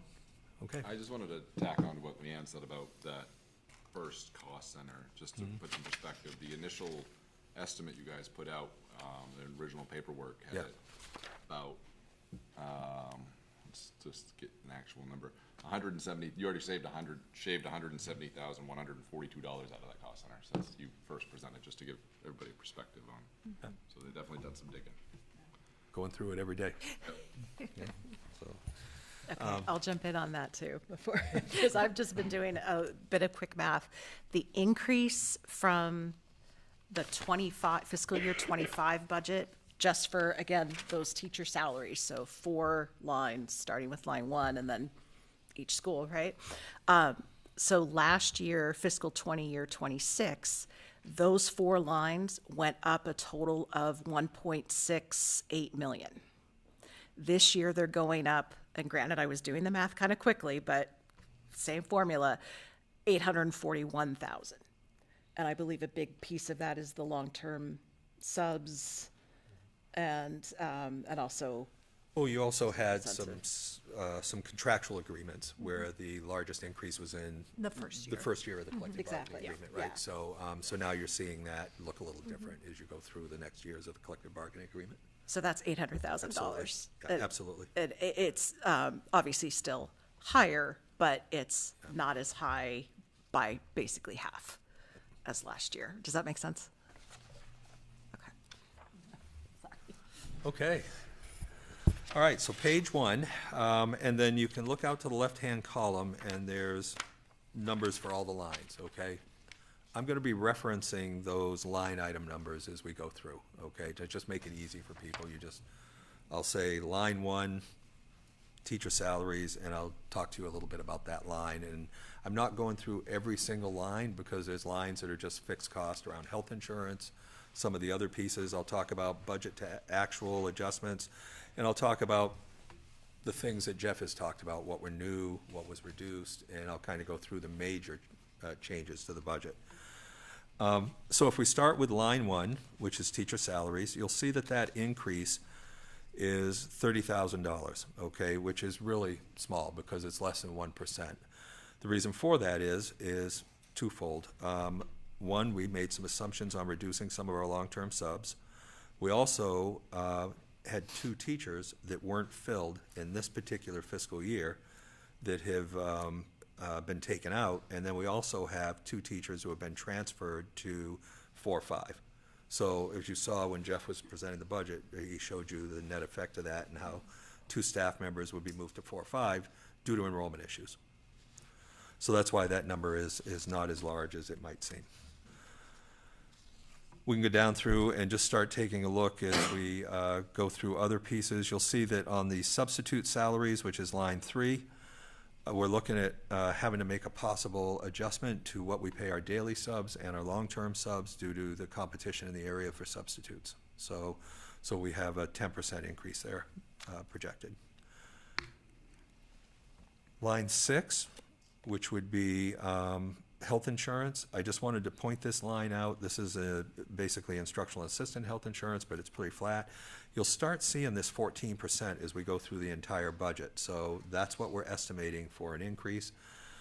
As we have knowledge around what that increase is actually going to be, let's say it comes in at 12% or it comes in at 10%, we'll adjust the budget to that, but we're also going to look at every single budget to actual on health insurance and what we believe people are going to take during open enrollment. If we continue down further down the page, line 28, you'll see that purchase professional services has gone up by about $5,600, and that has to do with increased cost of our school resource officer from the town. And that is broken out over the 4 school cost centers, right? So you'll see that number continue to come up. Line 31, large reduction of $117,000, and the reason for that is there were literacy materials that were purchased for a new literacy program in the current year that we're in that won't carry forward into the next fiscal year. And then line 32, which is right below it, is the same thing around books. There were books around literacy and so forth. And so this is where we look at, we just aren't adding on to what was before. We're looking at what was actually done and purchased and what doesn't need to be purchased in the next fiscal year. All right? Any questions? So any questions on page 1? Okay. For the healthcare, what's the date at which that number becomes firm? I'm hoping we have it by the end of March or the first week in April. I think the last time I looked, we got it like April 1st. Okay. So before we have Usually to comes on a Friday before we have a weekend. Mm-hmm. But open enrollment doesn't happen, we won't Open enrollment know. happens in May. Right, so, okay. Yeah, so we have to kind of take that into consideration, but, we have some idea based on people's situations and stuff as they're inquiring, so we try to build that in. On the substitute, Yes. how have we been challenged from a competitive standpoint? What does that look like? Yeah, we have, because of, you have daily subs who are paid a certain rate in the districts around us, and we've tried to stay competitive with that. We're going to need to increase that again to be competitive. And then, of course, our permanent subs get a certain daily amount because they're here 4 to 5 days a week. And we call them bench subs because they're on the bench ready to go in, right? And so that, we're going to have to look at that as well in order to continue and attract and keep those individuals. Are they compensated differently, the permanent subs versus? They are, because the permanent subs have committed to be here through the school year, whether it's 4 days a week or 5 days a week, and so they are compensated at a higher level than a daily sub, because the daily subs they might pick up a job here. They may not want to work, 4 days or 5 days a week. They might just want to pick up a day here or a day there. So we do compensate that differently. Are they employees? No, they're all considered employees when we hire them, but as far as being a teacher or something of that nature, no. Do they get benefits? They do not get benefits. They can buy at the district's rate if they want, but there are no health benefits that are afforded to that. And they get under earned paid leave. They can get 5 days of earned paid leave. Okay. All right. So. Can I ask a question about about line 28? Okay. So this is the SRO increase because the town of Cumberland has reduced how much they're willing. Can you just clarify that for me? Do you want to? Yeah, the SRO. So we got communication from the town of Cumberland. For a long time, they were 50-50 with us, with the SAD and the town of Cumberland, 50% of salary, benefits. Also, they would throw things in like the SRO's car, the police car that was used, any sort of equipment. So if it was in-kind stuff, we had an arrangement where it was a 50-50 split between the town and the SAD. This year, I was informed that the split would now be 68% would follow the cost-sharing formula. And so the SAD would pick up the remainder of the amount, so it's no longer a 50-50 split. So I think it was around a little over $33,000 means that the SAD has to pick that difference up for next year. And we have 1.5 SROs, FTEs, SROs in the district right now. Thank you. So there's not an overall increase to the taxpayer, it's just how it's allocated. So instead of Cumberland residents paying more, it's more divided across the whole tax base between the two towns, correct? Well, it's Well, putting more cost on it's North poor, Yarmouth. yeah, I mean, it is. So I look at the SAD budget as a separate budget, obviously from the municipality. So I don't quite see it that way. That is how the town of Cumberland, I think, is looking at it. But from an SAD standpoint, it just means the SAD is now absorbing more of the cost. I'm not going to weigh into it more than that, but it is now part of our budget. Let's put it that way. And where did so the 68% is determined by? That was a number that was given to us by the town. We did Okay. not determine that Sorry, percentage. I heard cost sharing, so I thought maybe it was based on some other. Well, I think it cost follows sharing. the cost-sharing formula, is the way I was told, because it comes close to the cost-sharing formula between the towns. Cumberland pays around 68%, and North Yarmouth pays the difference, if I remember correctly. And it was based on the amount of time that the resource officers are in They're the here school more than district. They're more than 50%. 50% in the district, so that's why that cost sharing was looked like that way, so, okay. The other thing to keep in mind is that the SROs also do not just work for the SAD. So they work for the town whenever school's not in session. That's another thing to keep in mind. Okay. Page 2, we're making great progress. We'll get a rhythm. We always get the rhythm going, okay. Okay, so page 2, let's go to line 38. And if you take a look at line 38, you'll see that the teacher salary line is up $131,000, okay? And that's in the pre-K area. The reason for that is that's your pre-K coordinator that Jeff had pointed out is one of the things that we've added to the budget. So it's in that particular salary line. If we continue now to line 55. Can I ask a question Oh, about sorry, that? Should we 56, be go asking ahead. questions as we go through the line items? Can I finish the page? Sure. And then we can come back? Yeah, okay. I wasn't sure the best format. No, that's great. We'll in that one. we'll go through the page, and then if people have questions, we'll go through the questions, okay, and stuff, okay. All right. So line, I'll go to 56. You'll see that line's up $97,000. It's up a little bit more than others than you might expect it to be, and the reason is because staff has been reassigned to that particular cost center, and you'll find throughout special education, especially with educational technicians, staff move from buildings to buildings where the needs are. So you might see a really large up in the ed tech line, a really low piece in the ed tech line. That happens the same time with teachers too on some of the allocations, okay?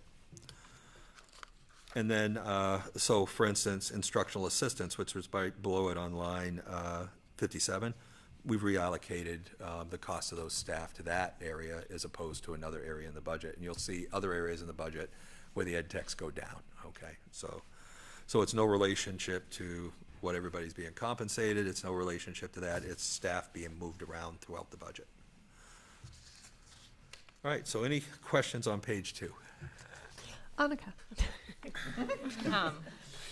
So I know it's already been discussed that we would expect the pre-K coordinator cost to be covered by the state, and I just wanted to confirm, I don't think it's been said out loud that whether that has been the experience of other programs that have hired those coordinators, that has been Well, so covered. far, that has been the experience of other programs in the area. However, we have no way, I will not confirm that we know that. We just don't. We're expecting that we're gonna get reimbursed for a good portion of this expense, but we just don't know. But all other existing pre-K coordinators have been Existing, paid for by the state. right, so for us, it'll be new. Who knows what the state will be doing next year? We don't have any confirmation as to that effect, so it would be hard for me to say we'll definitely get reimbursed. I expect that we will, Yeah. but Okay. don't know. Thank you. Can I just clarify? I think we shouldn't call it a pre-K coordinator. It's an early childhood special education pre-K coordinator, because they're not going to reimburse us 100% just because we're expanding pre-K. We are taking on CDS's early childhood special education mandate, and that is why they would be reimbursing us. So Thank you. calling it a pre-K coordinator, I think maybe will lead people to believe we're just expanding pre-K because we want to, rather than taking on That's right. the job of CDS, which we are That's mandated right. to do. So I think we should. Is there an easier acronym that we can all agree Early to so we childhood know? Special. I don't know what that. I don't know if that sounds any better. It's a mouthful, but I think that's an important. distinction to That's an make. important point to make. ECE spec Yeah. ed. What ECE what spec is ed? it? ECE spec ed. ECE. I'm not sure that's ECE spec Oh, special education. Yeah, I think. Doesn't roll off the tongue, does An it? important distinction, I think. That Right. we No, need to, I think it's a great. Duly noted. Yeah. And so how does, I'm just trying to, like, how does that work? So we have to obviously include in our budget, it's an increase to the budget. We're talking about percentage increase, and then, you know, eventually then we work out what that, the cost would be potentially between the towns and the mill rate. So how does that play into some of these things that we get reimbursed for at a different rate? Well, there's a couple of ways. If this pre-K coordinator is actually funded, you could remove it from, you could remove the actual cost from the budget, because what we would do is credit the revenue to the expenditure line. And so every time we got a check, we would credit back to that salary line, okay? The other way that it could be handled is if we do end up getting reimbursed for that and we budgeted for it, we don't really know, that it would come in as a revenue, and we actually have a revenue line, a CDS revenue line, and it would come in as a revenue, and that revenue could offset the tax rate, because you'd be counting on more revenues, but it wouldn't be until your next year's budget that you would do that, if you wanted to count the revenue towards that. Yeah. Okay, so. Because we don't have enough answers, I'm not prepared to do that yet. I think that's not, you know, but I think those are your two ways of handling it. And the way I would recommend it is, if we do find out it's gonna be funded, I would recommend crediting to the expenditure lines as you go along. Lauren? I have a different question, but if anybody wants to talk more about that, I don't want to change subjects.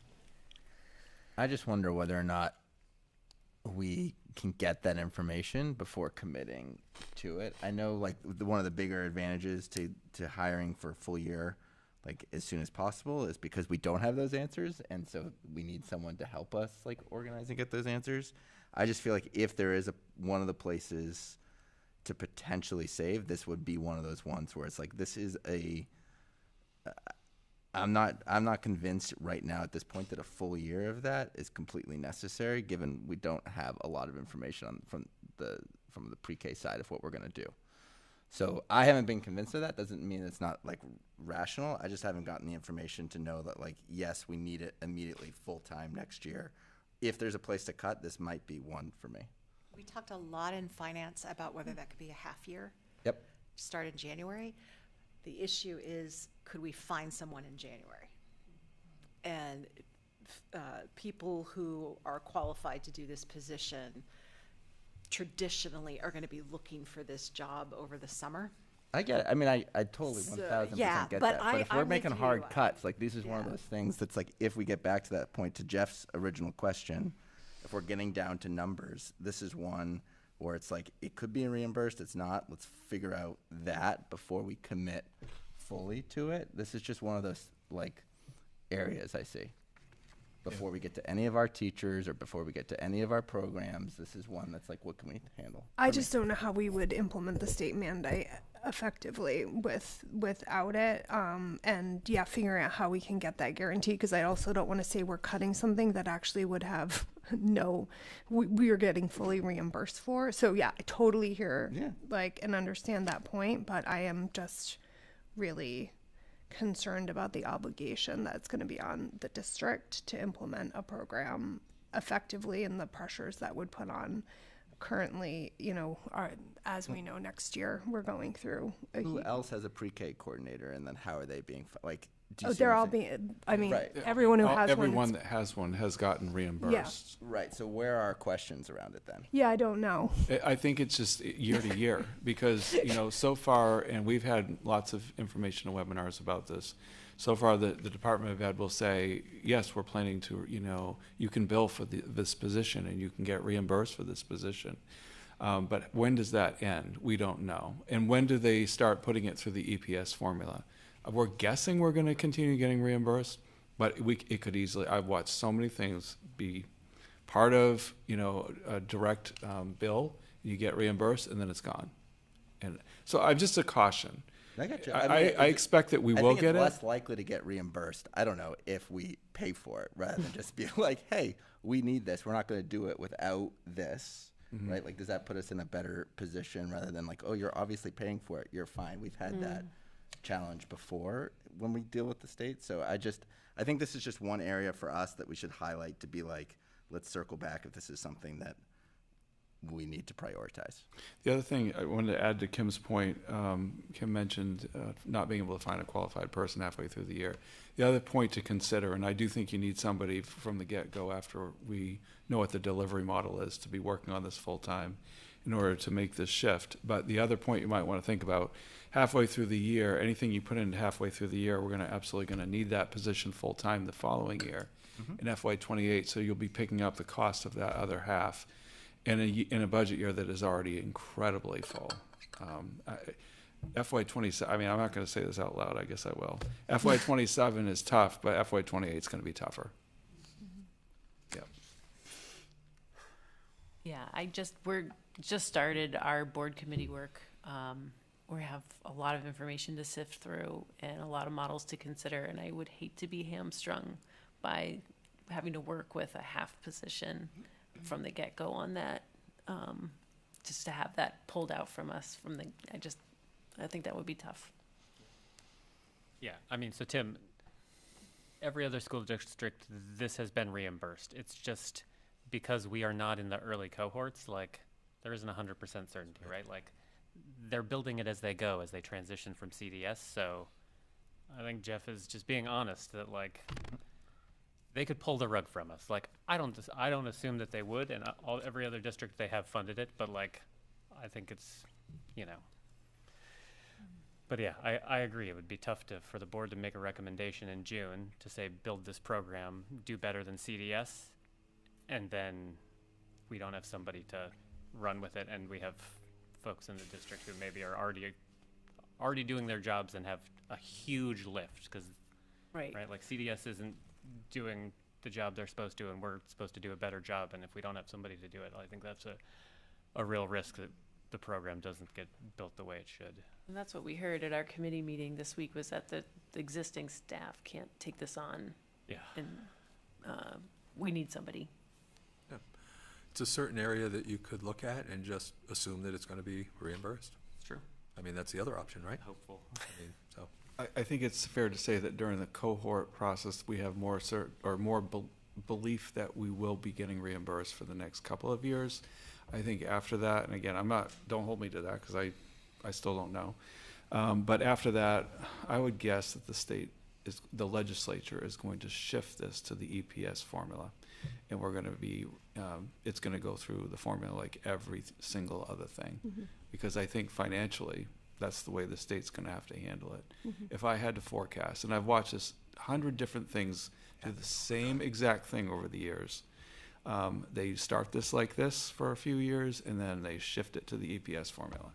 So it's just a caution. Yeah, That's and all. mine was the opposite caution. Don't think that this is the place we're going to save our taxpayers money, because we are including it because we expect to be reimbursed, and so taking it out isn't going to save people money on their tax bills, in my view. I'm just saying that if they want a number to get down to, or get to a point, they want direction. I'm just saying there are items that are like, this is one that I might look at when we come back. I think we should look at a collection of them, and then we can prioritize, because there are arguments for and against. But if you look at one-on-one, and it's like, yeah, that's better for each one, they add up over time. So I just think it's better for us to look at and be like, where are some spots right now from a weak side of priority? That is one that I would consider. That's all I'm saying. And have we had conversation with our current pre-K strategist to see how this position would be different from what she's currently doing? So the strategist at MIW right now is for we have two at MIW, one that pre-K through grade 2, and then we have a 3 to 5 strategist for special education. So that pre-K to 2 person is handling all of the IEPs, all the initial referrals, many of which come in first and second grade, actually. So that position is very full.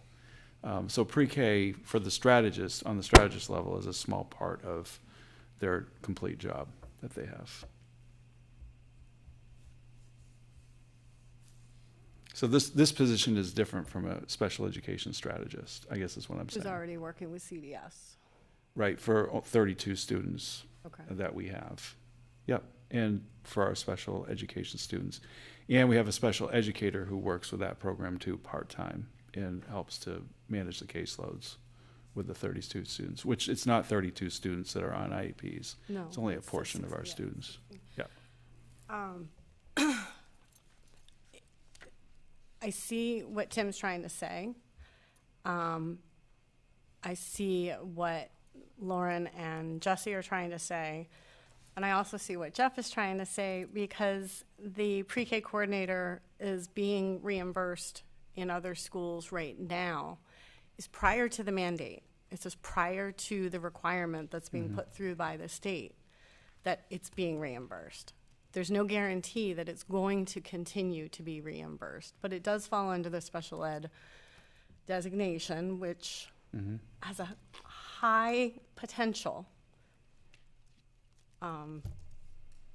So needless to say, it's one that we grapple with. We, as Kim said, we've mentioned, we've had a lot of conversation about a half year versus a full year, and recognize that in 28 it would have to be a full year commitment. You know, I question whether we have someone in-house that is already doing half the job, would be willing to to consider, I don't know, picking up.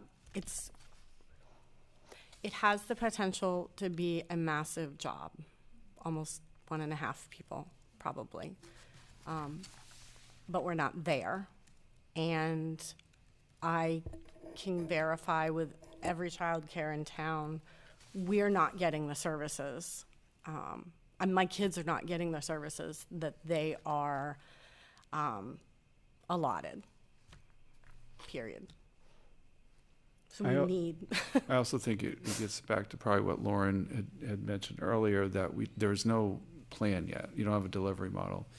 And whatever the delivery model is also is contingent upon, this position being able to make that delivery model work. And it's complicated. And that includes all the billing that goes along with it. This person would be working with a finance office to make sure and handle all the billing with whatever delivery model the board approves.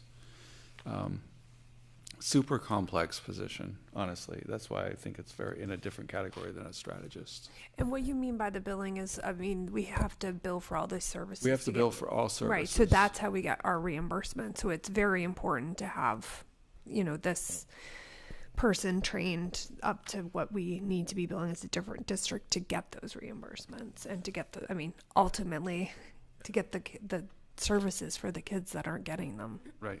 And right now in the special ed office, Jen Stoltz in our office is doing an amazing job getting this billing done. Great. For some of the things we have, so. Great.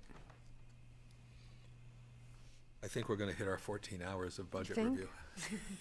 Okay. All right. So the other thing I would point out on page 2 is on line 58. You'll see that there's about a $4,600 reduction in the subline. And again, this has to do with looking at budget to actuals, but also the fact that we basically filled our permanent subs who are able to fill in on those positions. So you'll find some of those reductions throughout the budget. The permanent subs have really been very, very helpful to the district. So, all right, page 3.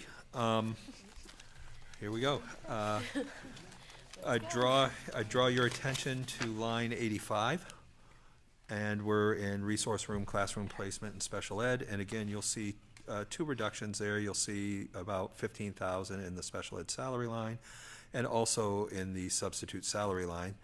The special ed ed tech line, that's actually just due to the moves. Remember I talked about moves, some lines increasing in cost centers, some lines decreasing. That's what that's about. And then the substitute line there as well, on line 86, is also a reduction due to the hiring that we have of our permanent subs and looking at our budget to actuals. Okay. Yes. What assumptions are we using for ed tech salary, like compensation, given where we are? It's all over. I mean, it's all over the piece. I mean, it's going to depend on how the steps line up and how the scale lines up. So it's pretty hard to give what that assumption looks like. Yeah. We've targeted some dollars, not necessarily percentages, on how to handle that. So And these numbers are actually the second year of the this would be the second year of the contract. 'Cause that is you've got a settled first year yet. of the contract, which Yeah, would be the so 1 we had year to make in, assumptions so. in last year's Okay. for where we are currently, and this would actually be the second year. Okay.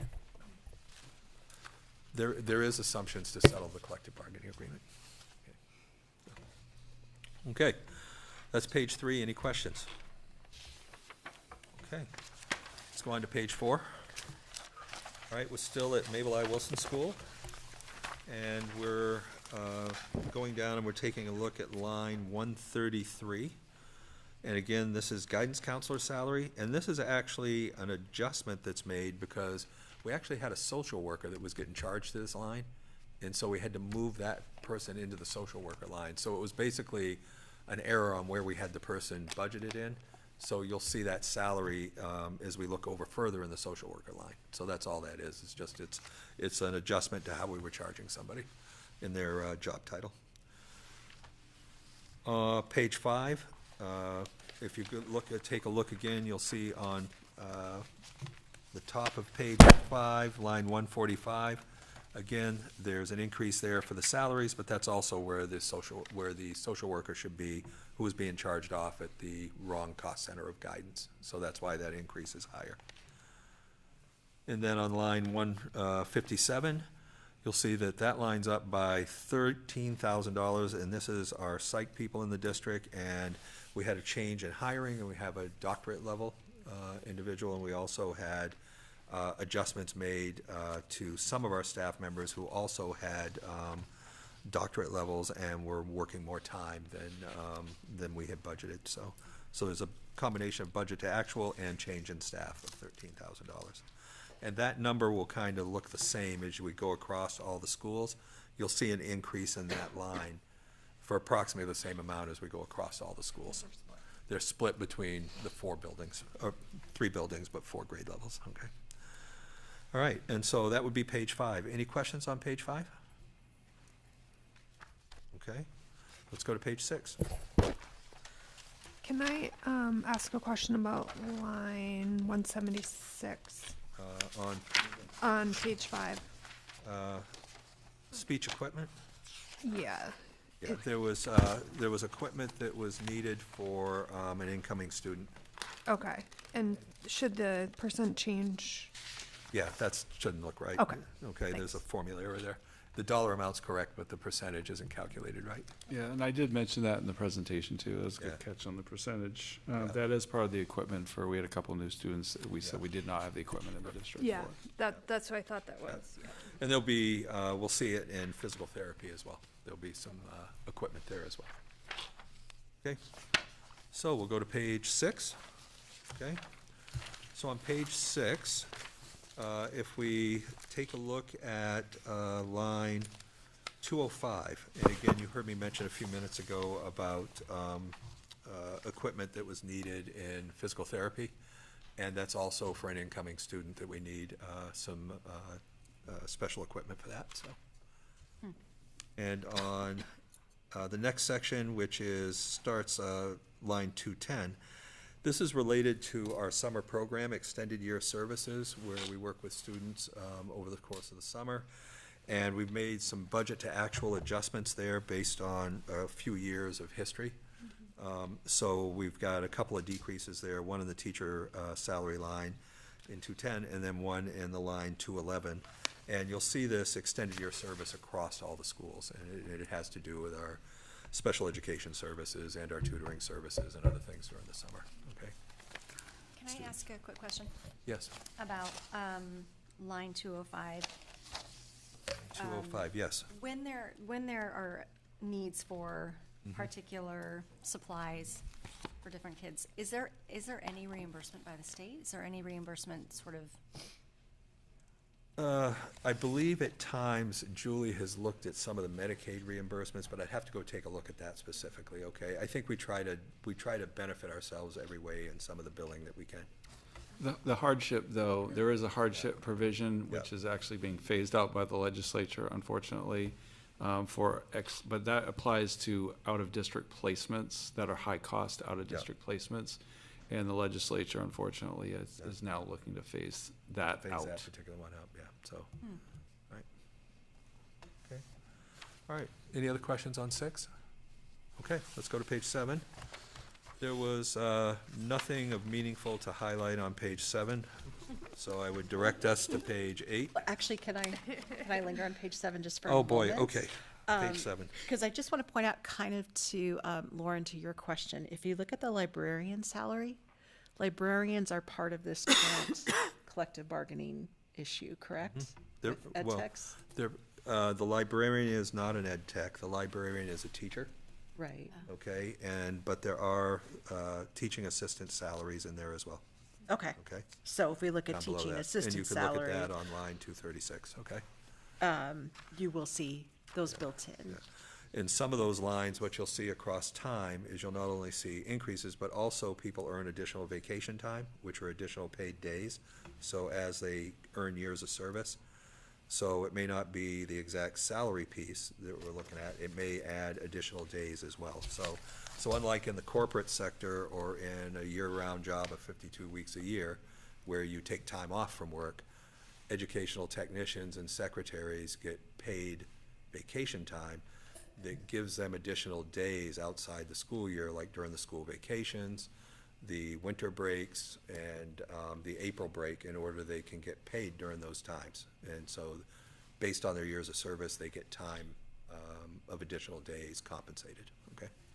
So that's something, as people hit a certain level of years of service, you may see an even larger increase in that line. Okay. I was just trying to point out that as one that was a little easier to calculate, the less moving pieces. So one example, right, of an ed tech where we can see where it's been budgeted for a raise. Yes, but we don't use our budget to collectively bargain with. Yes. Okay, so No. let's make sure we all understand I agree, that. Okay. but since the question came up. All right. Okay, so I'm off of page 7 and moving to page 8. Okay. So on page 8, we're now into technology. Okay, and actually, page 7 had technology on it too. We had just the technician salary line on that at the bottom of page 7, and then some of the notable increases here and decreases is that under 262, there's purchase professional services, and for that we have some cybersecurity that we have to purchase now, and it's a thing we have to deal with in this day and age. And then also it's the Centegix program that we have now as well. Okay, that's all that's in those lines, and it's broken out across all the schools. Can I just ask a couple questions? Yes. As we're talking and thinking about programming, and this isn't for this year's budget, but I think it's just helpful as we go through. If we're interested in moving away from some more of the device-related learning, and back to good old, paper and pencil, would we expect to see, I know the things that you just mentioned related to technology are things that wouldn't change even if we moved away from even one-on-one devices for the younger levels, because they're technology that's Centegix and other things that we're going to need regardless of overall programming choices. But there's a number of software items, right? That we would be able to move away from. You would move away from, I would imagine. And there's probably also laptops and purchases and other things you might look at looking away from. And so is this the section, like the technology section, that those would be? Okay. Across each school, this would be your technology section. And then we would see increases on supplies and books and periodical lines, maybe. In the schools, maybe. In the schools. Okay. That's just helpful as we're going through. Thank you. from the Historically speaking, I would say that we've saved a significant amount of money on books and supplies, and if we were gonna go back the direction, I would see that we would spend even more. A lot of money it's now than what we spend on online technology. subscriptions now as opposed to textbooks, although there are textbooks at the high school, right? And textbooks at some other grade levels, so. I know math just bought new textbooks last year. Yes. Okay, so. I have one at my house. Okay, so that would be that one. Now, I have to, Kim Vine, Yeah. line 265, okay? In finance has been relentless about software, okay? And so we did a complete software review across the district, and you'll see reductions across the lines relating to software reductions and looking at what are those things that we absolutely use, how many users are related to it. So you'll find reductions there for those items. There is a couple areas where it's gone up a little bit because of Centegix, but for the most part, software has gone down. Okay. Are most of those software subscriptions, for example, like Power School, you pay a certain amount every year? Absolutely, So most of that Yeah. feeds into that. And then are there things that we are looking to come off in the future years with that? Like, I mean, we've narrowed down from that point. Are there... At this point, I don't think so. Okay. I think we looked at what was the software that was being used in the schools. Might there be changes where one software is replaced with another? Maybe. Okay. I would think that that could happen. Okay. So then let's take a look at line 270. So school administration, your administrators are not getting a 24% increase, okay? So I want to let you know that. That is the increase, and that's due to you have a new assistant principal who was listed in the presentation, which is being split between MIW right now and Greeley Middle School 4-5, okay? So that position would be split between the two so that Carol MacArthur gets some time and that Corey Muncie gets some time with that assistant principal. Okay. There is also, on line 289, there is also a small reduction there in technology-related software, but I did want to point it out on Kim's behalf. Okay. All right, so, okay. Any questions on page 8? Okay. All right, let's go on to finishing up Mabel I. Wilson School on page 9. So we get into operation and maintenance of plant on page 9, and if you take a look, starting at line 298, and then there's line 299, and these are our utilities at Mabel I. Wilson School. We're going to see a decrease in those utilities based on budget to actual. We had Modular City and just couldn't get our arms around what that energy cost was looking like between electricity and natural gas. We now feel we have a pretty good history of what it looks like, so we're willing to reduce that a little bit. So that we can do more of a budget to actual adjustment there. Now, there's increases throughout other areas of the budget where energy has gone up, but we feel that's pretty much related to that, so. And I'm just looking forward to next year, and will this whole section be? This whole section will look different a year from now. Like zero? I don't know. Well, we have the new addition. You have the new addition that you're gonna have to heat. The new addition. But I would hope that the new addition But is would more not efficient. be $872,000. I think it's going to be less, okay, if I was to guess, because I would hope that that new addition is less efficient. Is more efficient. And the modulars are less efficient because they have walls this thick, and the building has walls that are this thick, and it's built to energy efficient standards, right? So I would expect that to look different. Will our insurance go down if we don't have modulars?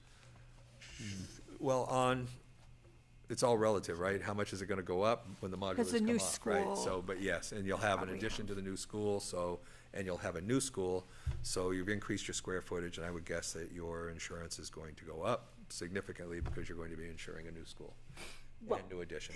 For a Yeah. new building, Yeah. but I mean, do we pay a higher premium because?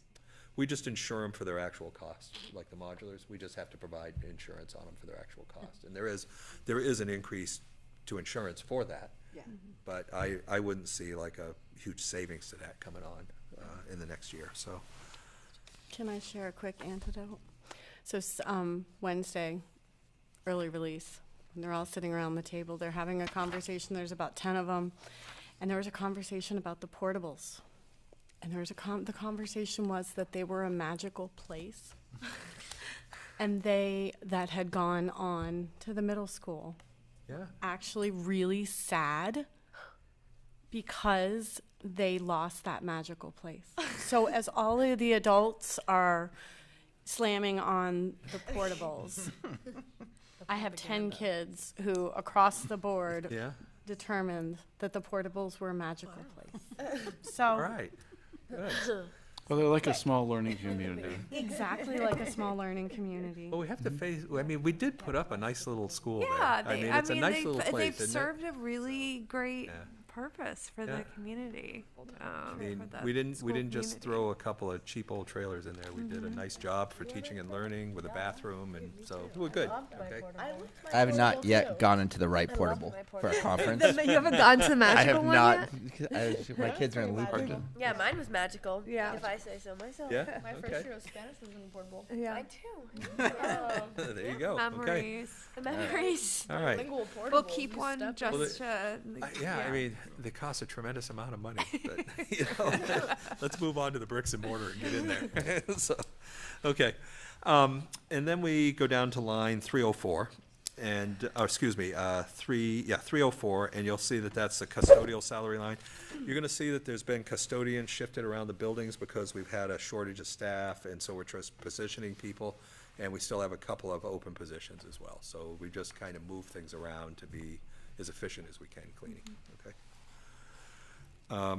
Okay, so that is page 9, and the summary of it is Mabel I. Wilson School is up about $720,000, or about 5.6%.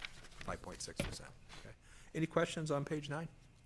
Very small thing, but it just caught my eye. So on the custodial equipment, the Yes. only actual information that we have is just under $7,000, and Yeah. then our budget for this year was Yeah. 15,000. For Yeah. next year's 15,000. Yeah. I don't know what that actual looks like historically, or if there's a reason Yeah. why we anticipate. Well, needing we're that much. actually purchasing additional equipment, and we're also, in the year that we're in right now, we've actually encumbered it to expend it, because we're gonna start buying the equipment that we need to do the addition at Mabel I. Wilson School. The modulars take a whole different cleaning piece, and some of our floor machines and some of the other things we need to replace, so. So, and so that's why we're carrying it over forward into next year too, because I would assume that there would be additional equipment that's needed. So there are specific items being Yeah, identified. Don within has that. been looking at our equipment and looking to replace our equipment within the building. You know, backpack vacuums, you know, those types of things as well. Okay, I think those are like very helpful examples to see the itemized, Yep. right? Because if you're buying equipment now, that doesn't necessarily mean that you need to assume the next year you're going to need to buy equipment. So like that would be there was another one too I won't go back to, but when we recycle through Yeah. in the coming weeks, it'd be nice to see some of those Sure. lined out. But Yeah, and we're looking at a replacement schedule, right? I mean, the stuff that we haven't been keeping up on our equipment and stuff, so we need to get on a replacement schedule of those, so. But yeah, we can certainly put that together. Thank you. Yeah, no problem. Okay. All right, so we have completed Mabel I. Wilson School. Let's move on to Greeley Middle School 4-5, which starts on page 10. Okay, so line 322, you'll see that that line's up about $332,000, and the reason for that is that's the 2 teachers who have moved over from Mabel I. Wilson School, okay, into that building. And also you have .2 FTE added there for STEM and art. So that's what's been moved over to that building. Also, if we go down and we take a look at line 348, in that supply line, you'll see that's up about $8,800. The majority of that is for new staff that's coming over and having supplies for new staff and increased enrollment. And there's also a series of math consumables that are being purchased out of that line as well. Line 349, books is decreased, and that's just based on you know, the need or the non-need in the classroom libraries. So, also on line 350, there's about a $28,000 increase, and the reason for that is furniture for the increased enrollment and for the space for the 2 staff members who are coming on board. The issue that you have there is that you have old, antiquated equipment or furnishings that are there. We have some that are saved up in the attic of the middle school. The problem is they're not the correct size for 4th and 5th graders. They're geared more towards, you know, 7th and 8th graders. And so we need the proper size for that and to address the increased enrollment. Can we verify the dimensions on those to see what the difference is between the chairs and desks that we have versus the chairs and desks that we would be purchasing? Yeah, we can take a look at those, absolutely. I mean, if it's, Yeah, and it's, and a lot of it's, remember too, to deal with increased enrollment, right? Okay. But we'll be glad to take a look at that. 345, the purchase professional service. Yes, that's also, sorry, I didn't highlight that. That's also the school resource officer again. Oh, okay. Thank you. I should have highlighted that. Okay. Sorry, can I just ask one more question about the furniture? Yes. So this is at Greeley Middle. This is at 4-5, yes, at the 4th Oh, and this is at 5th grade 4, level. Yeah, we'll be at the middle school, and there'll be furniture purchased for the middle school as well, the 6-8 students as well. And that's because of increased enrollment? It's increased enrollment and 2 new staff, yes, at the middle school. And it's also to replace, and some of it's replacing furniture that's old as well. But it's really more to address the increased teaching staff that you have and to address those rooms. So you can't just grab furniture out of the modular because you're not taking and moving that to a new space, because then what's that teacher in the modular going to use? Okay. I asked it at the finance committee too. I was like digging into this because it didn't make sense in my head at first, and then I'm like, we're falling, it's not necessarily increased enrollment in my head. I think about it, it's more that bubble is shifting. Absolutely, yeah. So that bubble was in little furniture, now they're in a little bit bigger furniture, and then they're gonna be even bigger. And there's also some replacement of cafeteria tables, a few cafeteria tables, because they, you know, break down over time, and then you can't fold them up properly, you can't, you know, you just can't use them, and you can't seat the proper students around them, so. It's the bubble. So, In the bubble, Yeah. yes. So this is 4-5, so we have 2 teachers. These teachers are coming from MIW. They're Correct. transferring over Yep. to 4-5 because of the enrollment increase there, and we have a flat enrollment at MIW, so they're making a transfer. The desk and chairs, because I've asked this question too, like, do we need to purchase all these desk and chairs? The desk and chairs that would be going over there are too small for the children that are going over. It will not be at their, I believe the desk and chairs, the way it was explained to me, they are at their highest, and they will not fit the kids as they go over to the middle school. Yeah, and then the middle school ones are too large. Right, and the 6-8 ones that are stored are too big for the 4-5s. And there's not. And they're bits and pieces, right? I mean, it's not like full, huge classrooms of furniture. They're like bits and pieces of stuff. And we've done a lot of those bits and pieces of putting stuff together for a long time. And instead of just replacing a school, the only school we've replaced since I've been here is the high school. And there's not 2 full classrooms sitting in the attic. is there There's- one? Oh, good. I think I there was. doubt it. I think there's pieces, but I think we'd have to look. There was also a question I thought at one point about whether there might be a lease option. I also wonder, this may not be realistic, but with all of these other schools in the state that apparently have declining enrollment, Right. do any of them want to get rid of their furniture? Still That's a good. great When I don't know. I have a listserv, a school listserv, and when those things come up, we do take a look at them, okay? Because there are school districts that will say, hey, we have furniture, or we built a new building, we bought all new furniture for the building, so, Yeah. you know, is it available? We did that with Falmouth.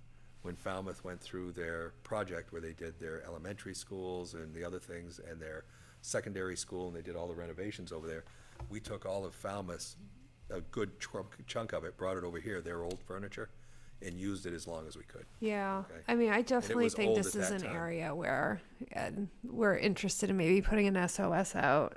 Sorry, schools with declining enrollment, that you're going to need to be making significant I'll changes. throw it on the listserv and see what happens. Yeah, and I completely understand, you know, as we're building a new school, to put new furniture, don't bring the piece together things that we've had on the other school over to a new school, like opening it with the new furniture. But yeah, if there's some opportunity adding 2 classrooms. And we'll certainly talk with the administrators again. Thank We'll you. look at the furniture, and we'll take a look at it again. We could do a lease purchase option as well.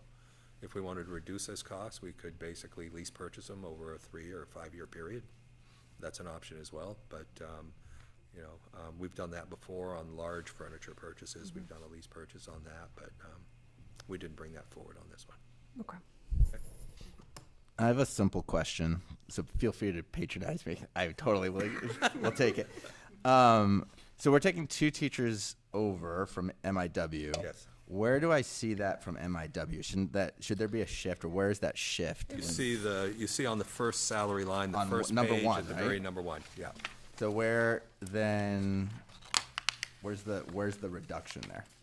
The reduction is. It's not a huge increase. The reduction is there's also 2 unfilled teaching positions that we didn't fill. Out of this current fiscal year, okay? All right, so that's why it became a net zero. Okay. Okay.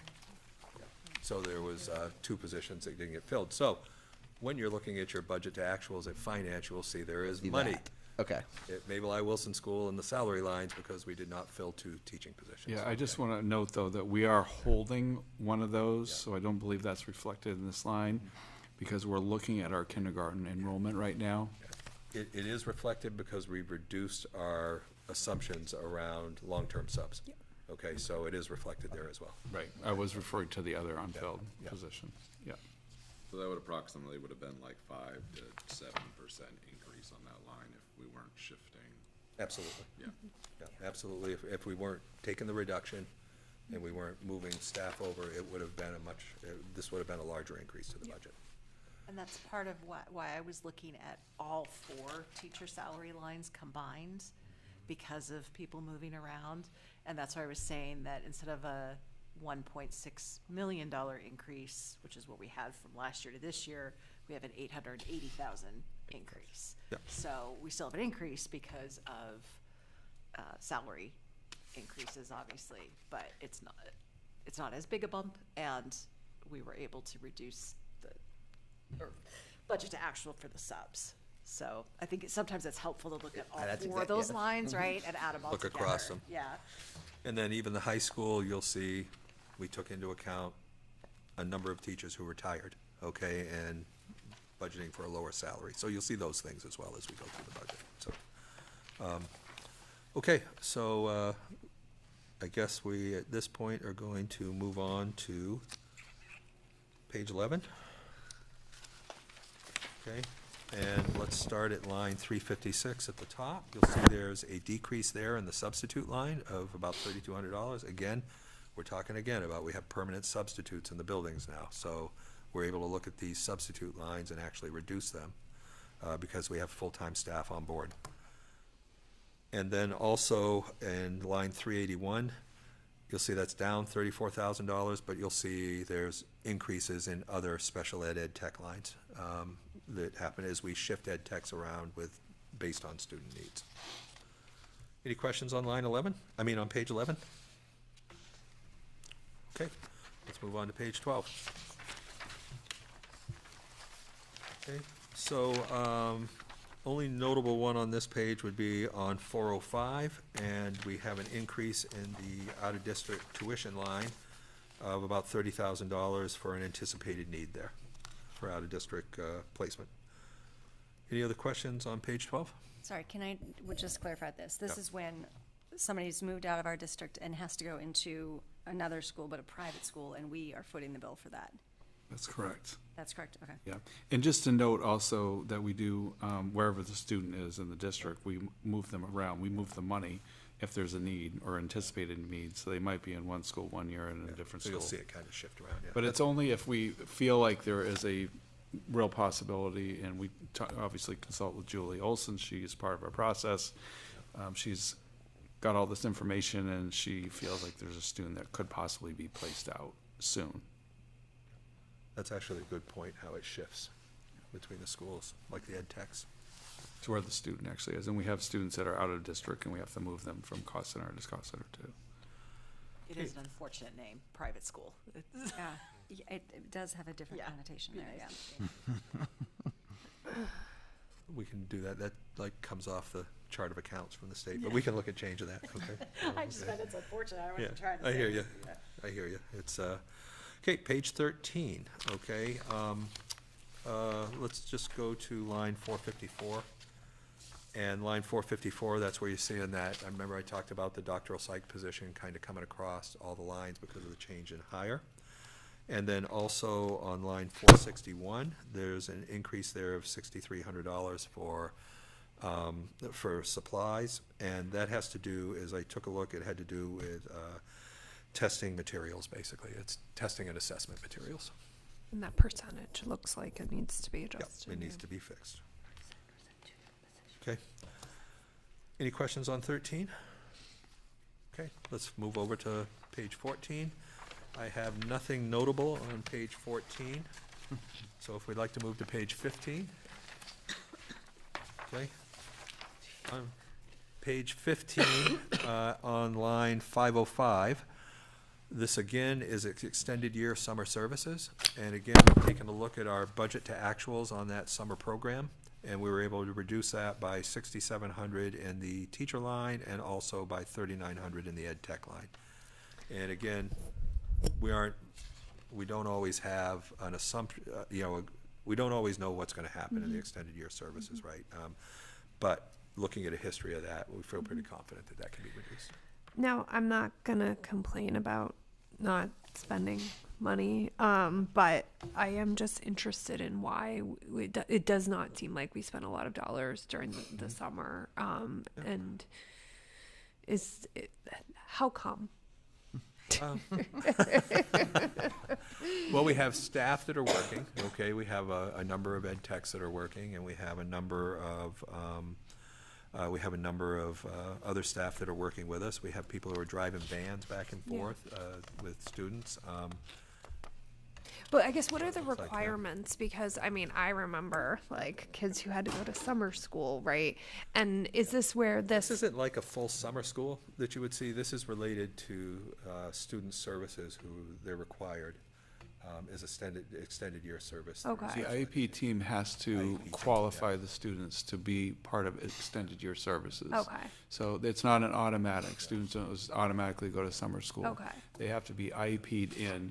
We do not offer a general summer school for students. Is we that used typical to. anymore? It isn't. No, for a long time we offered credit recovery here at the high school level, and so we had credit recovery for English and math and PE actually for many summers.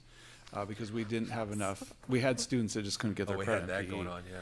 So we discontinued credit recovery probably during the pandemic is when it got discontinued, and we have not brought it back. There has not been a request to bring it back or a need. Okay. No, and I guess I'm just thinking about, so kids who really need additional support, they would be on IEP and get that support over the summer. I guess that's They what do. I'm trying to. Yeah. Okay. So an IEP team determines, you have to qualify for extended year. So every student on an IEP does not necessarily qualify for extended year services. They have to show that there would be some sort of regression over the summer that would would have an adverse impact on their education. And because of that, an IEP team, it's getting late, IEP team may determine that the student qualifies, and then they can get services over the summer. And again, these lines could change, right? I'm not sure just at this point, but I've tried to take into account What's been what kind of historically looks like when we look at the actuals, right? Okay. I also will say, just historically, that there was a time when students just were automatically being qualified. You know, the regs have changed, and it's a little more stringent now to get those services over the summer. Okay, so line 531. While it's not a huge number, that $200 will be deleted because it is a budget to actual, and we'll be taking that out, okay? So, just so you know, okay? So, We scored I didn't catch it on the first round, so, okay. All right, so that's page 15. Any other questions on 15? Okay, let's go to 16. Okay, on line 16, 549, which is the technology-related software, slight increase there, and it has to do, when you netted out what the software was going to be, and then when you added in Google Workplace, which is something that we had a grant to, and we no longer have a grant for that, so it's no longer reimbursed, and then also add in the Centegics, we end up with about a $9,400 increase there. Also, as we get down to line 555, If you'll recall, I talked about the shared assistant principal, new assistant principal between 4-5 and Mabel I. Wilson School. That's where that is showing an additional increase there. So, any questions on 16? Okay. We'll go to page 17, and again, Kim Vine. Line number 576 is a software reduction of $1,300. Okay, so, all right, so there you go. Okay. Kim, I need you to come to my house. I got a couple Amazon and Audible accounts. Oh, I just found out I was playing 2 Disney Plus. Oh, no. Yeah. Mm-hmm. So, so in 4-5, because of course the largest piece is well, it wasn't an increase to the budget, it was a movement of staff over. It's $736,000 increase, or a little about 12.4% on that cost center. Okay, we'll now move to Greeley Middle School, 6-8, which starts on page 18. And if we look at line 589, this is where we have the cost of 2 new teachers. Okay, and again, we also netted out some of the long-term subs against that, the assumptions around that, because we have our permanent subs, which are paid out of the substitute line. And so that's up about $354,000. That's increased plus the addition of 2 new staff. On 593, I just kind of wanted to show that's the 14% increase in health insurance, just so you kind of see the pattern of that across the schools. And then we can move down to line 618, and again, we have an increase in supplies there of about $7,900, and that has to do with new teachers and enrollment, the 2 new teachers and some enrollment increase. We also have on line 620, which we have talked about, is about a $14,000 or $15,000 increase for furniture. Again, that has to do with cafeteria tables and some classroom furniture. All right, so any questions on line 18? Do you see the pattern of each building yet? Okay, and how it develops? But Okay. it's helpful. All right. This is helpful. Okay. Page 19, we're now into special education, and we're looking at line 626, and you'll see that lines up by $44,000 on educational technician, and that's again the realignment of ed techs across the district. And line 627, we made a reduction to a special ed substitute line, and again, that has to, of about, $11,000, a little over $11,000, and that has to do again with looking at what we're doing for substitutes and the use of our permanent subs and how they affect the different areas. So, all right, and so it becomes a budget to actual plus a reduction. And then if we take a look at 652, you'll see that the substitute salary line there has been reduced as well by $6,600. Same thing I've been talking about as we've gone through this. So that's page 19. Any questions there? Okay. Let's move on to page 20. In the 18,000 account lines we're looking at. Okay, we can go down to line 686, and you'll see there that the health insurance is down by $15,000, and that's a budget to actual of what the staff is actually taking on health insurance. Okay, nothing else notable on page 20, if there's not any other questions. Okay. So let's go to page 21, and I'd like to focus you on athletics, which is game administration, which says game administration, Greeley Middle School athletics. So if you start at line 706, we have an increase there of about 5%, and that's an estimate on what it will be for game officials. That's not our staff. That's dictated by what the officials, and I believe it's the MPA sets the rate at. Yeah, okay, they do. with the officials. So we're just assuming there'll be an increase in cost for the officials. There's also, as we go down and look at line 720, there's actually additional money in supplies there. It probably could be labeled uniforms and supplies, but there's actually going to be a budget to actual, and we need to do some uniform replacement in that area. So that's really what that pertains to. And then on line 726, under student guidance services, this is where we've added the .2 FTE to the middle school guidance. Any questions on 21? 696 activity stipend, what is that?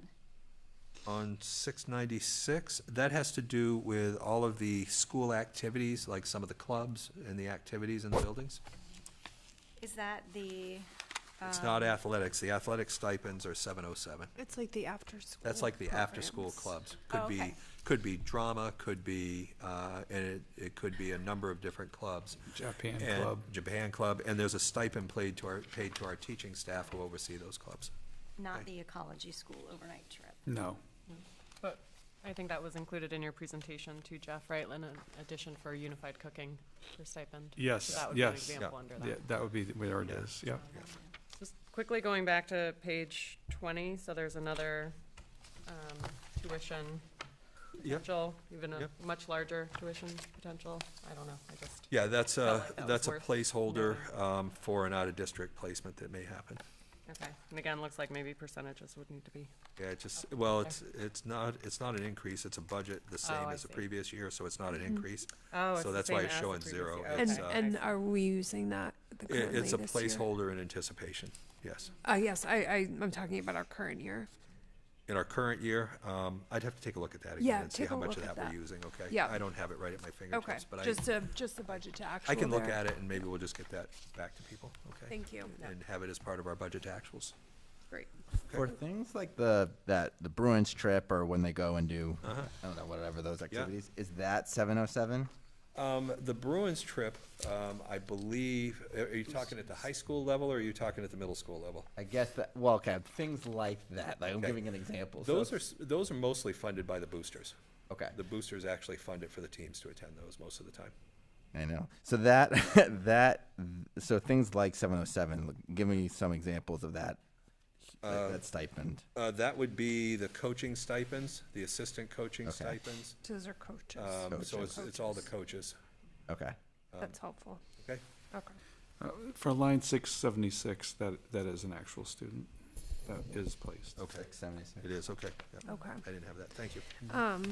And coming hot off of athletic advisory last night, student athletic enrollment incredible. Like we have an incredible That's why you're gonna see some stuff when amount we hit the of high school. students participating in athletics. You're gonna see some increases around yeah. supplies and some right, other things. like yes, very good. Yeah. Increases in fees to the, due to the students, yeah. The fees that we get charged for. We know we've heard all the benefits. I mean, I know I was a student athlete who received lots of benefits from Keeps students in school, right? And Well, keeps them active and keeps them, and performing better. Off of, healthy, off off the phones, and keeps them engaged and wanting to be here. Yeah, I mean, so many kids, right, come to school because they know that they don't get to participate otherwise. Okay. Can we stop at uniforms back Okay. at 720? Go ahead. Yeah. So, finding is this a one-time? Is this going to be a year-over-year? Well, I think that Or how? there will be ongoing, there's a replacement schedule of uniforms, and this has to do also with a lot of increased participation in athletics on these uniforms. So if it continues to increase, obviously you have to have more uniforms. And if it's, they're on a replacement schedule, so I think you could see maybe some stabilization of it. But right now, we're faced with increased enrollment in athletics. And there's a fee at the middle school too, right? Yeah. Yeah. there is, So I guess how much of this is That was my next question. Yeah. Well, offset? we aren't collecting enough money in order Okay. to offset many of our costs, okay? And its costs have increased, and where we're at, and we need to do more replacement on uniforms. Okay. We need to do those things. So, Mhm. so no, it's, we collect about almost $90,000 now, I think it is, Okay. so. And I know we did And then take we use that for a lot of these uniform replacements and other things, but we also need money in addition to that. And I know we did take a bit of a deep dive into the fees and the Yeah. structure, and I was really surprised to learn that we're actually one of only a handful of districts that has those fees. I can't stand them. Yeah. The fees for athletics is like another tax on a family with kids. But we don't charge for attendance at games. That's right. Right. We don't Many charge. districts do. We don't charge for That's a attendance at good point. Which games. several people have suggested Yeah. would be doing either a season pass, would be a nice, you know, a revenue, I don't know. Charging, Season pass would go over well. yeah, charging to get into events as an option, or a season pass. I think, yeah, it's a great idea. I'm like, would then other people see that as a tax? Like, oh, I already pay and I can't go to the game. I mean, obviously for the theater events, plug in Little Women this weekend. There's, That there's makes a lot of sense because they've got there's a lot, yeah. they've significant costs that they're trying to cover, right, for the play and But stuff. yeah, those are things that we've It's been certainly looking something, at. I mean, but, anyway, I'm gonna choose not to express Okay. my further opinion on that. Okay? I'm sure we So could have a whole other I could have a meeting about long that. discussion about, Yeah. families and what they pay. An alternate viewpoint on that is that the fees for middle school sports are really low compared to some rec sports and Yeah. like Absolutely. Wednesday ski, so. Yep. Okay. And when we buy uniforms, are we buying just the uniforms? Are we buying the sweatpants and the extra jacket and the, I believe it's just the I think it's uniform. just the uniform, it's not the extra. that's typically Yeah. the Judging, boosters. judging by the typical. past few years, it's just the uniform. It's Okay. very threadbare. Yeah. What I see hanging is the shirts and the pants. Yeah. Okay. Shorts usually, shorts, tank top, yeah, So, shorts. ski jacket. Okay. All right, any other questions on on page 21? Okay, let's move on. Page 22. Okay. All right. We're flying. Okay, good. All right, so, line 740, again, you'll see that looks like a large increase there, but it's really, change in selections of health insurance for staff and just budget to actuals. And then on line 749, again, it's that, psych position, right? We had a new hire that came in, and so you're seeing a little bit larger salary there, and we also had to adjust our doctoral psych position. Okay, so that's page 22. Any other questions on page 22? Okay. Page 23. And we are still in special education. Okay, if we take a look at line 785, you'll see that the equipment in audiology has been reduced. We don't see a need for the equipment there next year, so we reduce that line by 2,000. And on line 799, you'll see that there's a decrease in teacher salaries and also 800. This is again our extended year services that we offer in the district, and we've reduced those assumptions there just based on some of the actuals that we've done. Can I ask just a process quick question? And Kim, I think you probably are the best one to answer this. I mean, I think a lot of there's SPED, the money we spend on SPED is a huge amount. It's going to be an increasing amount, I imagine, too. A lot of like the reimbursements or guidelines around it, I just kind of look at it and I'm like, yeah, okay, I trust that. Is there an expert on that committee that's like in somewhat verifying or looking at it and being like, yes, yes, yes, this checks out, this checks out, this checks out, like almost like our pre-K coordinator, but from a special, like who is advising on some of the costs of this? That would be Julie Olson. Okay, so she's your expert. engaged in the finance committee. She goes through, she prepares the budget and submits a budget to us, and she's probably one of the most conservative people we have that budgets. It is very talented at it, so. And because a lot of things are billed, Yeah. it's even easier to keep track of, what services are actually being used because then it's billed Yeah, out. and her budget doesn't have very large increases to it every year. There's a pretty much stable. If it does, it's got some staff increases She to it and does stuff. very, very little. So she's your expert. Yeah, Okay. we also get the state aid that we get back is weighted for special education, so Yeah. we do get a bunch of state aid back. Yep. Okay, so that would be page 23, unless there's any other questions. Okay, page 24. Okay, so if we look at page 24 and we look at line 816, you'll see an increase of about $4,000 in the employee training and development. That really has to do with a budget to actual on the professional learning grants. It wasn't the amount that it should be in the current year. We actually have a contractual agreement with our association in which we put money into what are called mini grants. that they can apply for, and so this was an oversight in the current year that we're in. It really should have been a higher number. Okay. So that's a budget to actual. We have a formula error on line 24, which I'll fix. Okay, way out to the right, it's like 0.04, it's not a percent, okay? So we'll fix that, okay? Okay, any questions on page 24? Okay, let's go to page 25. Okay, so we're out of special education, and we're now on to taking a look at our instructional-related technology line. And if we take a look at line 856, Kim, you did it again. Okay, almost a $6,300 decrease in software, okay? And on line 857, that's just going to be the rolling lease that we have. Just to kind of point out to you, that hardware is just that rolling lease that we have to replace and do our laptops and our other things that we need to purchase across the year. We have a lease that's been paid off, so we now have a rolling lease into another one without increasing the budget. Line 862, that secretary salary line is higher, and the reason for that is adjustment on the number of days for the secretary at the high school, which is a budget to actual. And it's also an increase on the secretary collective bargaining agreement. Okay.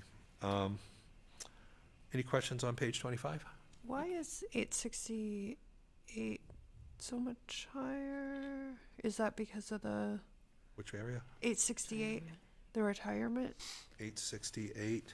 Mm-hmm. That's actually. Let me take a look at that. But I think what it is, well, I'll tell you, it was an assumption in the collective bargaining. Okay, but okay, I'll take a look at it. But it was one of our assumptions. Okay. Okay. Okay. Can we go back to 857? 857. Yes, got it. So 24 to 25, we're at 53,668, and then we jump up, which I know we increased that because of the We rolling. did, yeah. Do you see that steady? What I see happening 2 to now 3 is- years, or do we see it coming back down? What I see happening is that you've got a rolling lease, okay, so, or several leases, so as one lease is paid off, you can take on another one without increasing the budget. So if you get in this 3-year cycle of leases, then you can continue to buy without increasing the budget. That's what I see happening. If you do away with technology issues, yeah, you're gonna, as Leanne was pointing out earlier, you would reduce that, okay? It's just a big jump, and it's now steady. Yeah, it is from year to year, but we took on additional leasing for the equipment, and we also had, I think we had a year where we had to do some switches. No, I remember We had some of that, the infrastructure yeah. around the network, so I think those were upgrades that we did that was related to the current fiscal year that we're in versus next fiscal year, okay? Next fiscal year is more about devices and things. Yeah, I guess just confirming, Yeah. since it's the same amount being carried over. We'll take a look at it. Yeah, that'd be great. Yeah, and I'm looking at it in its totality between the district and what's being purchased in the tech plan, so. All right, so we'll just flag that one as a look, okay? Page 26. I'm so sorry. Go ahead, yeah, go ahead. For principal assistant, principal salary. Yes. Is that the one where it had to be adjusted to, I just totally lost my words, those things. There was an adjustment to assistant principal salary in relationship to some of the other salaries around us and in the district, a minor increase in adjustment. Okay, that was, thank you. Yeah. And it was to 3 assistant principals across the district. Can I verify an understanding? Yes. Okay.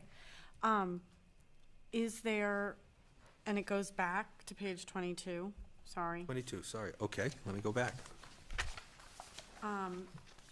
And it's more of a clarification, and it's line 749, and you referenced Yep, the psychological teacher, yep. psychological teacher with a doctorate. Yeah. Is that 2 teachers? Is that one split between 2? Because you also Yeah, referenced I believe it. there's 2 teachers that are in that line, but one of them is split across like 4 cost centers. Okay. So they're split across cost centers, right? So one of them is split across the district. Okay, so that, I guess that answers that. Okay, good. okay, that was 23, so I'm back to Sorry, 24. 25, so I'm going to 26. Okay, great, okay. 26. No, I think I got the bonus for that throw off. Okay, so there you go, okay? Yeah, that's right. So on page 26, what I would look at there is, again, this is the area where we had to increase our energy cost. And if you look at line 893 and then 894, you'll see that on 893, we've increased electricity, and quite frankly, we were under budgeted in the year we're in, okay? And if you remember in finance, we were talking about reducing stuff. Well, it didn't pan out the way we thought, okay? So we need to do a budget to actual and also anticipate additional cost. I mean, energy costs have gone up, right? Electricity, everybody's seen that in your own home. So electrical costs have gone up, and then also natural gas has also gone up in cost. And who knows where that's gonna end at this moment, okay? Which makes sense, because we had another portable building, so we were gonna have. Exactly. We added another modular there, and again, there were assumptions that were made, and, you know, we actually added two modulars, right? So, so there were assumptions that were made around that, and we look at the budget to actuals on it, so, okay. All right, it's also one of the things about the middle school, it's the only building that's really fully air-conditioned, so it gets all the use in the summertime, and it is going constantly in the summer. You've got extended year services there, you've got the rec programs using that building, so it is just used because it is the one really climate-controlled building in the district. Okay. Can we ask the town for help on that, if the town is, if that's the rec program, and we're running the AC and electricity? We could look at it as all our exchange of services. I mean, we have, you know, snow plowing that's exchanged for custodial and use of facilities, part of Twin Brooks usage. I mean, you know, there's some trade-offs between the town and the school. We're paying more for the SRO. Yeah. And now we're paying for the SRO, yes, I get it, so, okay, yeah, fee for actual service, but, those can always be revisited, okay? But we do have a spreadsheet that shows that it's fairly equal, okay, in the cost sharing. Okay, page 27. I have a question. Oh, sorry, 26. okay, let me go back, 26. Just the line 898, the Yeah. actuals for custodials. Yeah, bless you. From 368 up to 609, Yeah. and then up to 629. Sure, yeah. Just, yeah. Yeah, we actually, when you take a look at the custodial usage and where they are, we've moved people around from various years, and we actually had a shortage of custodians at one point. If you remember, I actually talked about that we had a shortage of custodians. We're now starting to fill those positions. And there were some salary increases to there as well. So, and you'll look at maybe some of the other lines haven't increased as much over those years. For custodial staff, is there, I mean, like, it's very easy for, like, teacher to student ratios. For custodial staff, how do you follow, be like, this is an adequate amount or comparable amount to what other institutions have? Like, we need it on You try to look at square footage. So what's the square footage that they're cleaning and how many staff are needed per square foot? But then you gotta throw in there the amount of usage of the building, right? I mean, these buildings are used right up until the night, and so, right up until late evening, and so you have to kind of look at that additional usage as well. So it's not the same as cleaning an office building that's closed at, 6 o'clock or 7 o'clock. It's really looking at a building that's used pretty substantially, and you try to look at a standard of square footage. Okay. All right. So by saying that it's $200,000 more to clean 4 through 8 than it is 3K through 3. That building's used pretty heavily, okay, so, yeah. I'm just pointing it out. Yeah. It is what it is. Yeah, and square footage wise, right, you take a look at the size of the middle school. And we have large staffing at the high school as well, so, okay. All right. So, okay, if we're all set, we'll move to 27. Again, this is just your activity transportation and your athletic transportation cost. In the activity transportation, there's a slight reduction, but in the athletic transportation, there's just a routine cost of salary increases. All right, so let's move on to Greeley High School. Okay, which is page 28. Okay. All right, so starting on line 931, that's your teacher salary lines at the high school. And this is where we had, I believe it was 3 retirements that are coming out of this year. So we've been able to adjust the budget based on those retirements and lower those costs. And then also, we took out the one of the long-term subs out of that line as well, just based on our use of other substitutes. So that would be what is, but one of the things that's really driving that line down is the 3 retirements that we have. And then the other thing I would look at is on line 959. Again, that's another allocation of the resource officer, which is allocated there, as well as the other one on that was the, no, that's the resource officer broken out across the schools. That's the largest piece of that. Okay. And then if we take a look on line 963, you'll see a big, almost a $24,000 reduction in books. And that has to do because we did a one-time purchase of math books and a cycle of replacement of math text in that year. So now we don't need to necessarily do that in this year. It's coming up in the new year. Any questions on page 28? So we'll probably see that increase back next year. Or at some point along the line. It could be social studies text. It could be, you know, other text, right? But the math texts were a big replacement. Yep. So Line 959. I know you've talked about this in finance, but I think it's 959. Purchase equipment. wait, maybe I'm on the wrong.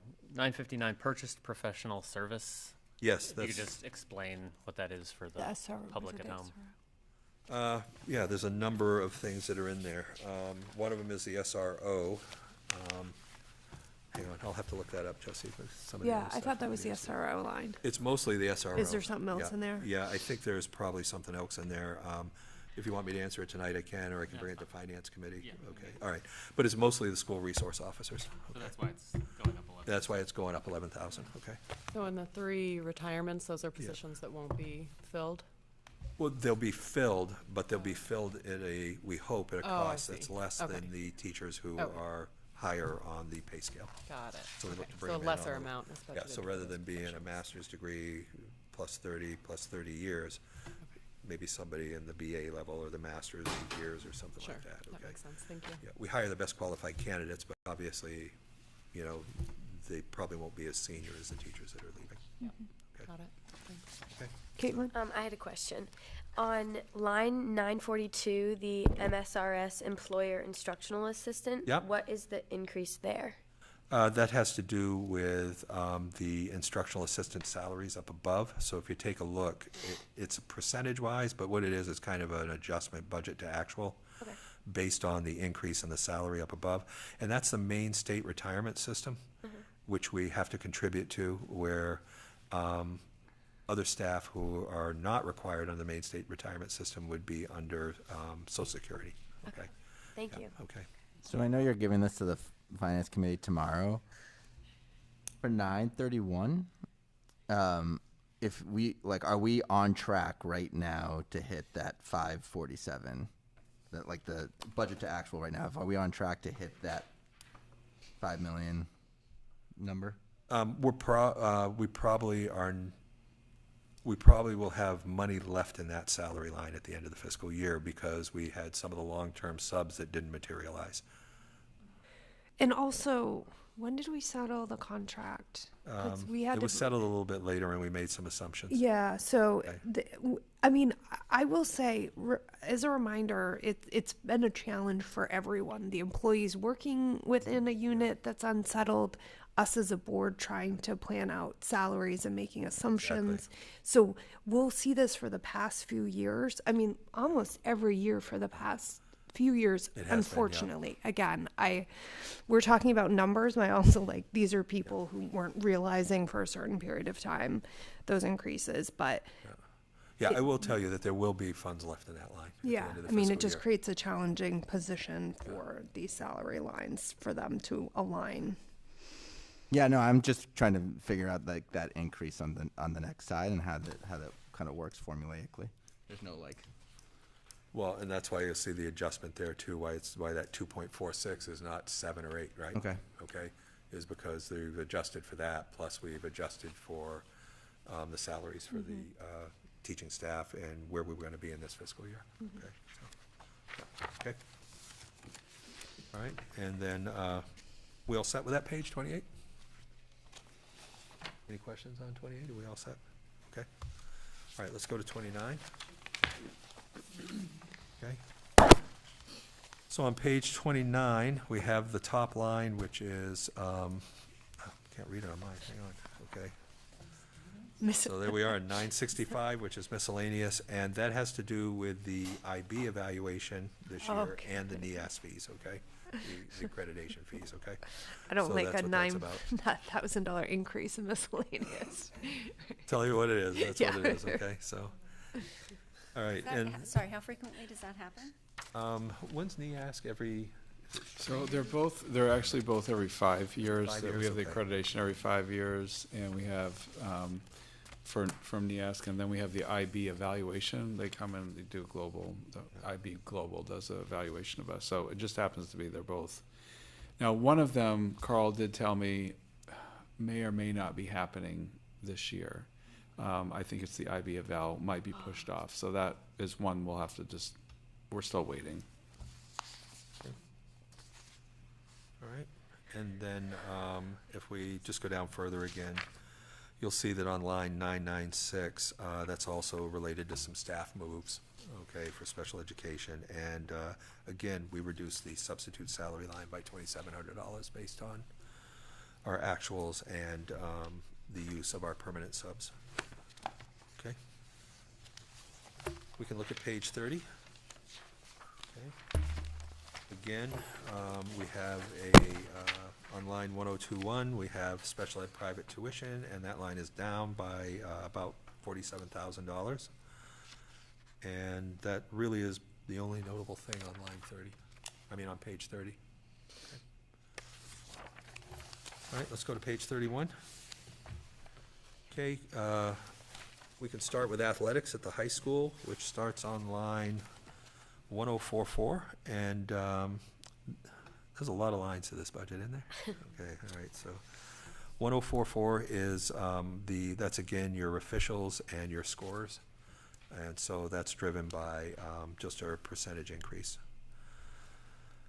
And then if we take a look, we go down further and we start looking at line 1055, that $1,500 increase there is for ice time. And the increase in ice time. And then if you look at 1056, contracted services, that increase there has to do with more police at events. That was an agreement with the town of Cumberland, police and EMTs at our athletic events.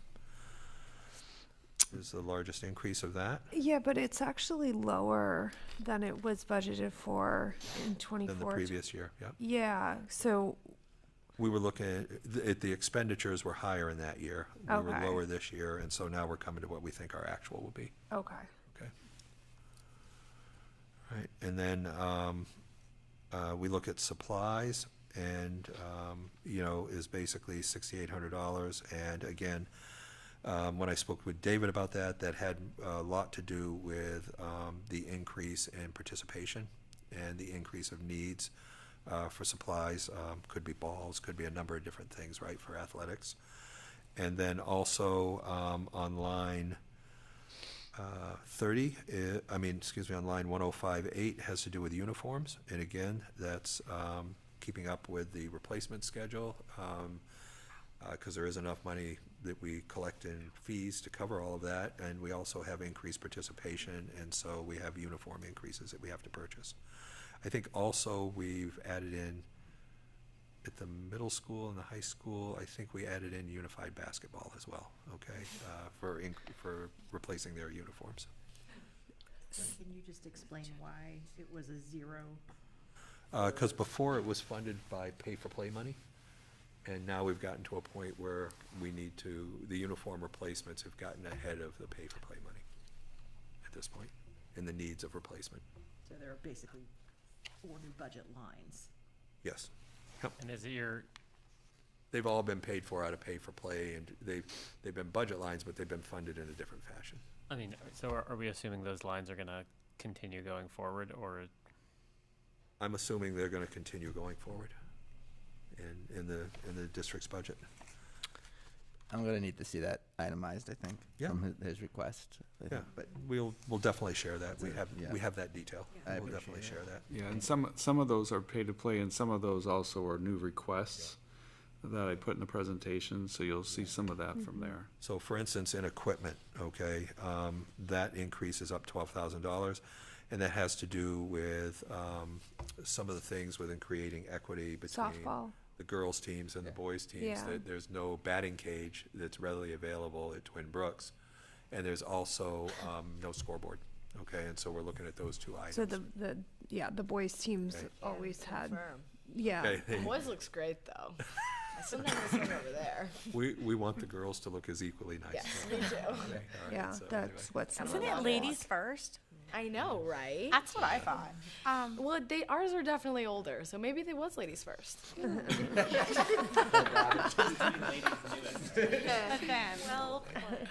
Yeah. so then, that $12,000 would not be year to year if we're replacing, either, a batting cage or a scoreboard.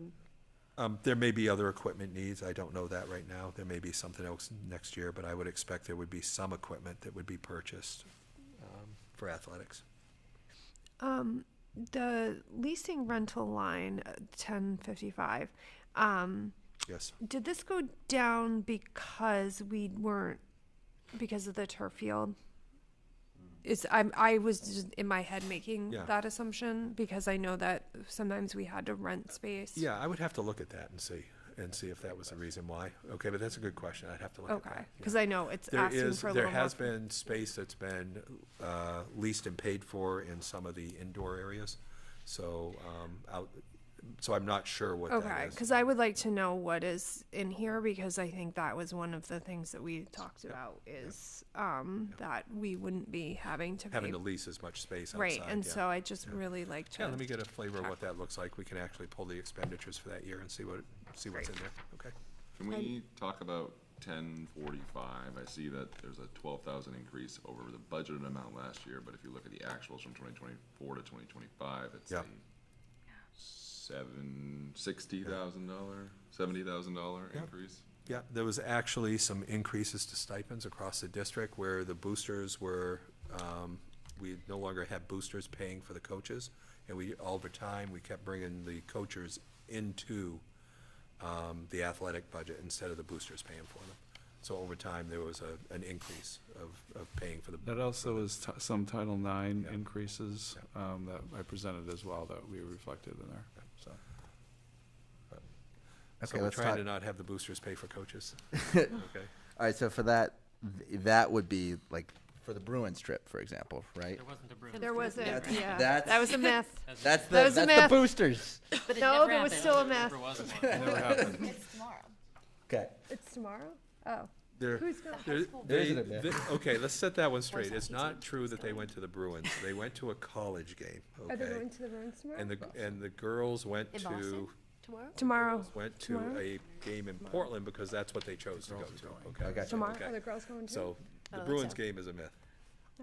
Here's my question, regardless of what that is. I think my question is if we are trying to, Yeah, I know. Geez. we're looking at those get my trips, and a facts trip to straight. Boston is way more expensive than a trip to Yep. Portland. Yep.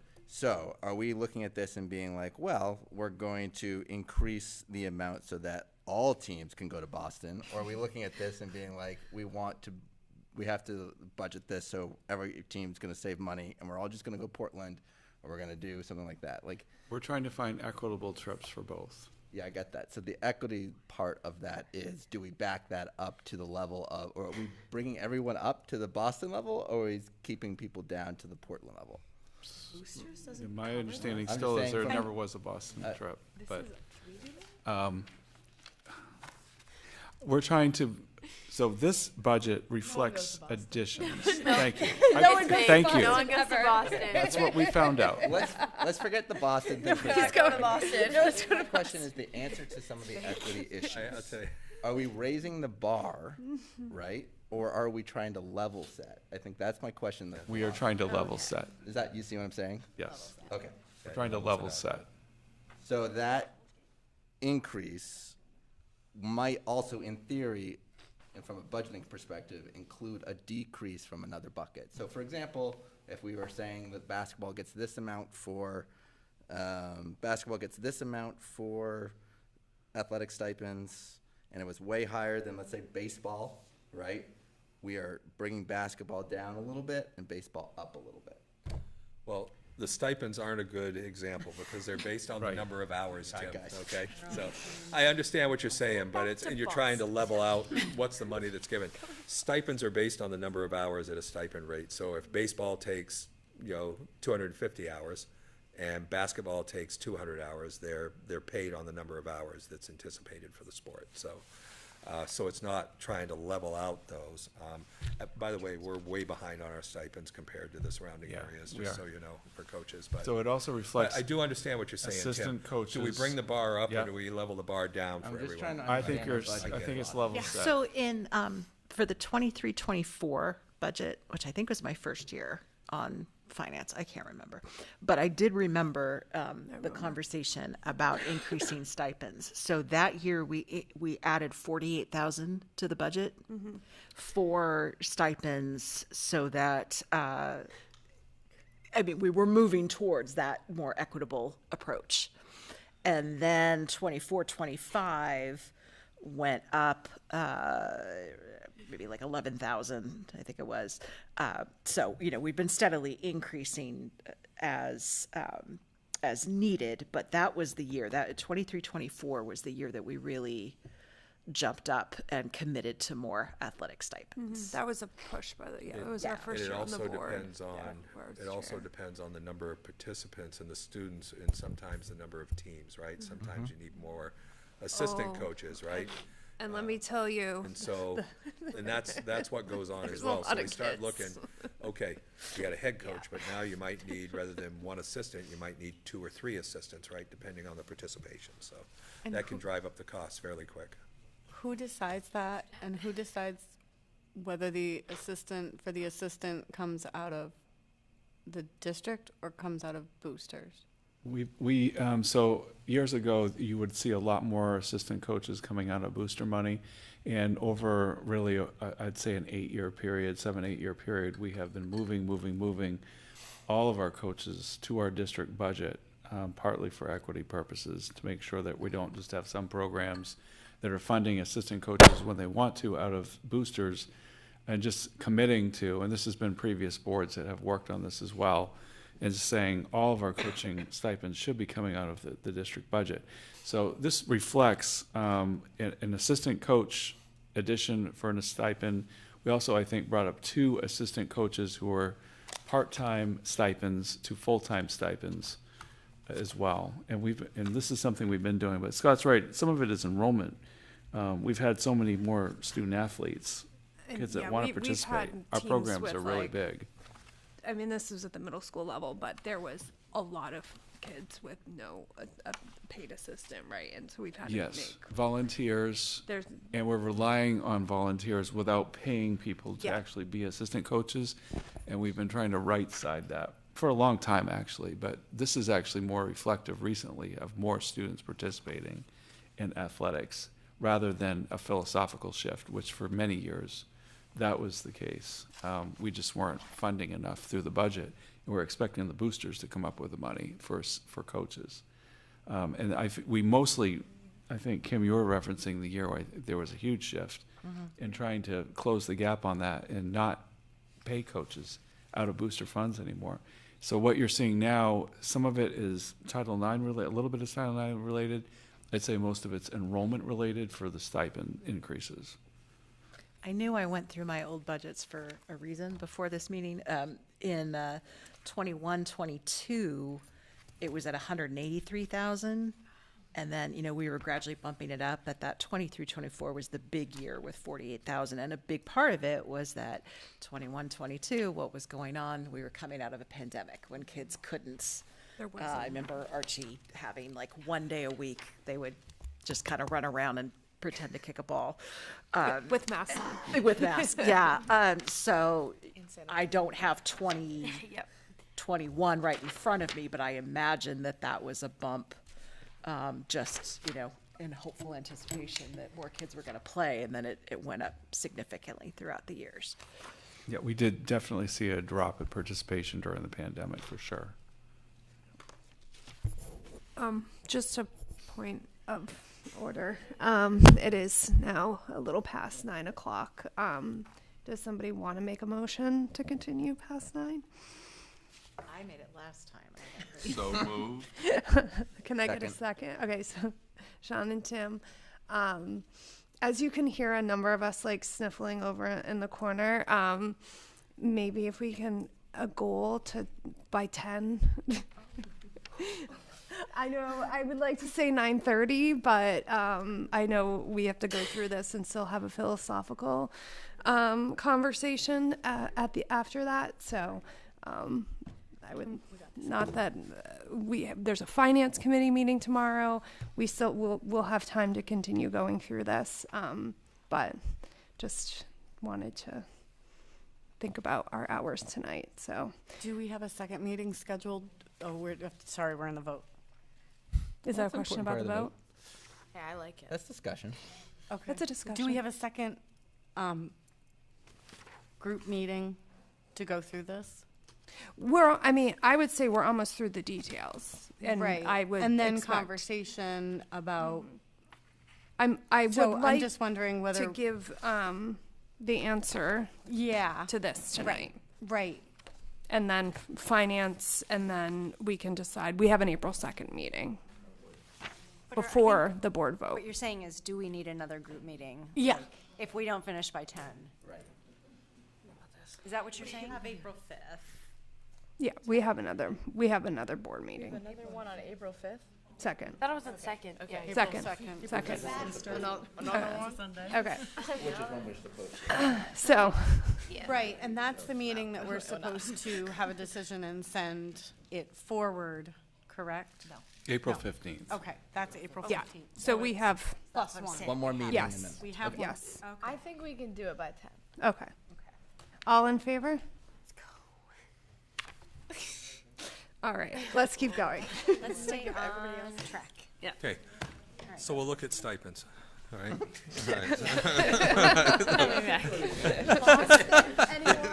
Just bring that one to closure, okay? We'll look at it and see what's going. No one's going to fuss. And we'll figure out what's going on. We'll look at the Not on the district dime. Okay, How about good, that? okay. Now that I know that there's no Boston Shrek. Thank you. No Bruins strike. Thank We you. have a list of every stipend in the district. We'll No talk one has about it. season tickets. All right, so, okay, so that was page 31. Let's go to page 32. Okay, there is nothing notable on page 32, if everybody would like to go to page 33. Okay.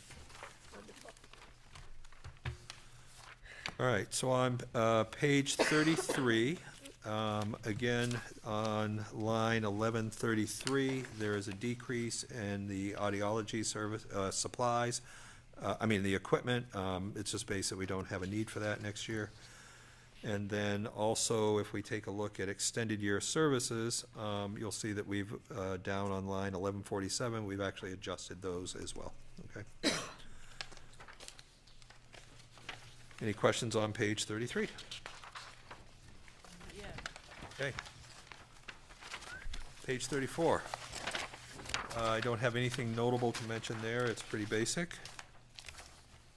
On page 35, on line 1205, you'll see that there's a decrease of $7,400 in the software line. I need to review that one. I have some questions on that one myself, okay? So why it's so low, okay?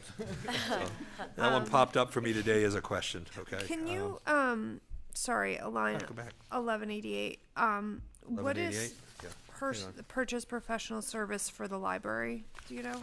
That's gonna be a lot of the fees that they have, some of the library pieces that they have for fees for like Okay. library networks, things like Okay. that, okay? I mean, it went down a little, which Yeah. is good, but. Yeah. Yeah. And up above, 1164, the purchase professional service. 1164. Oh, and instructional. Under instructional. Purchase service. professional service. Maybe check that to Yeah, actual. let me just double check that one, okay?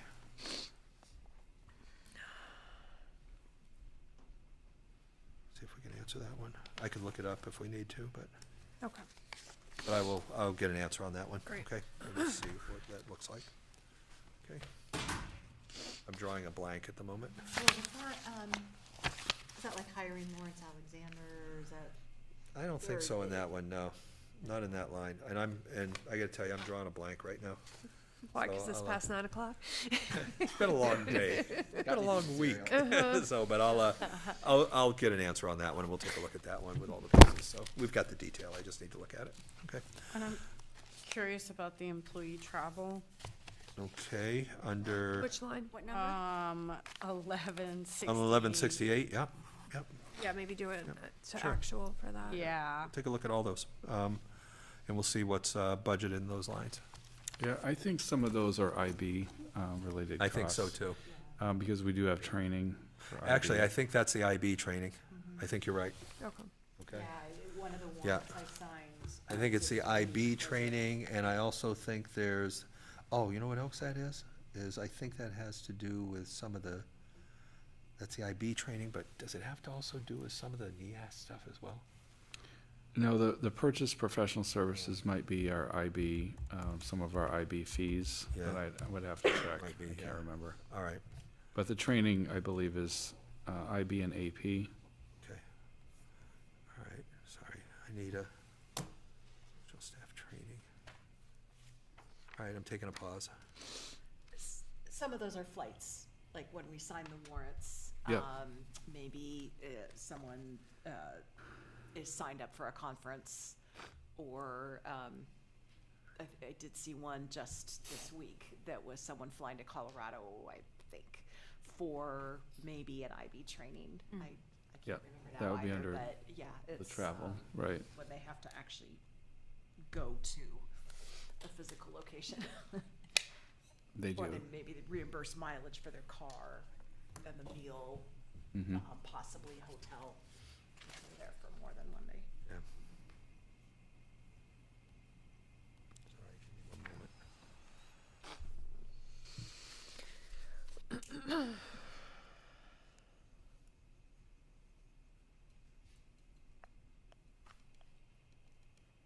And those would all be things that are outlined in the collective bargaining agreement, right? In terms of Not those Not for things. IB and No. training, no, it's teachers that select to go or that we've asked to go.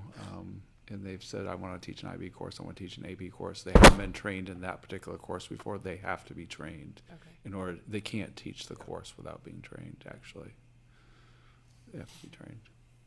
AP or IB will not let them teach it, so.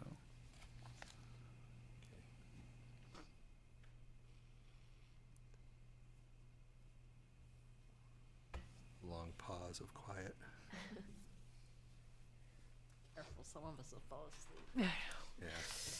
Yeah, the next page has more like purchase Yeah, we'll take a look at professional that, yeah. services, like We'll take a look at those. 1202. Okay.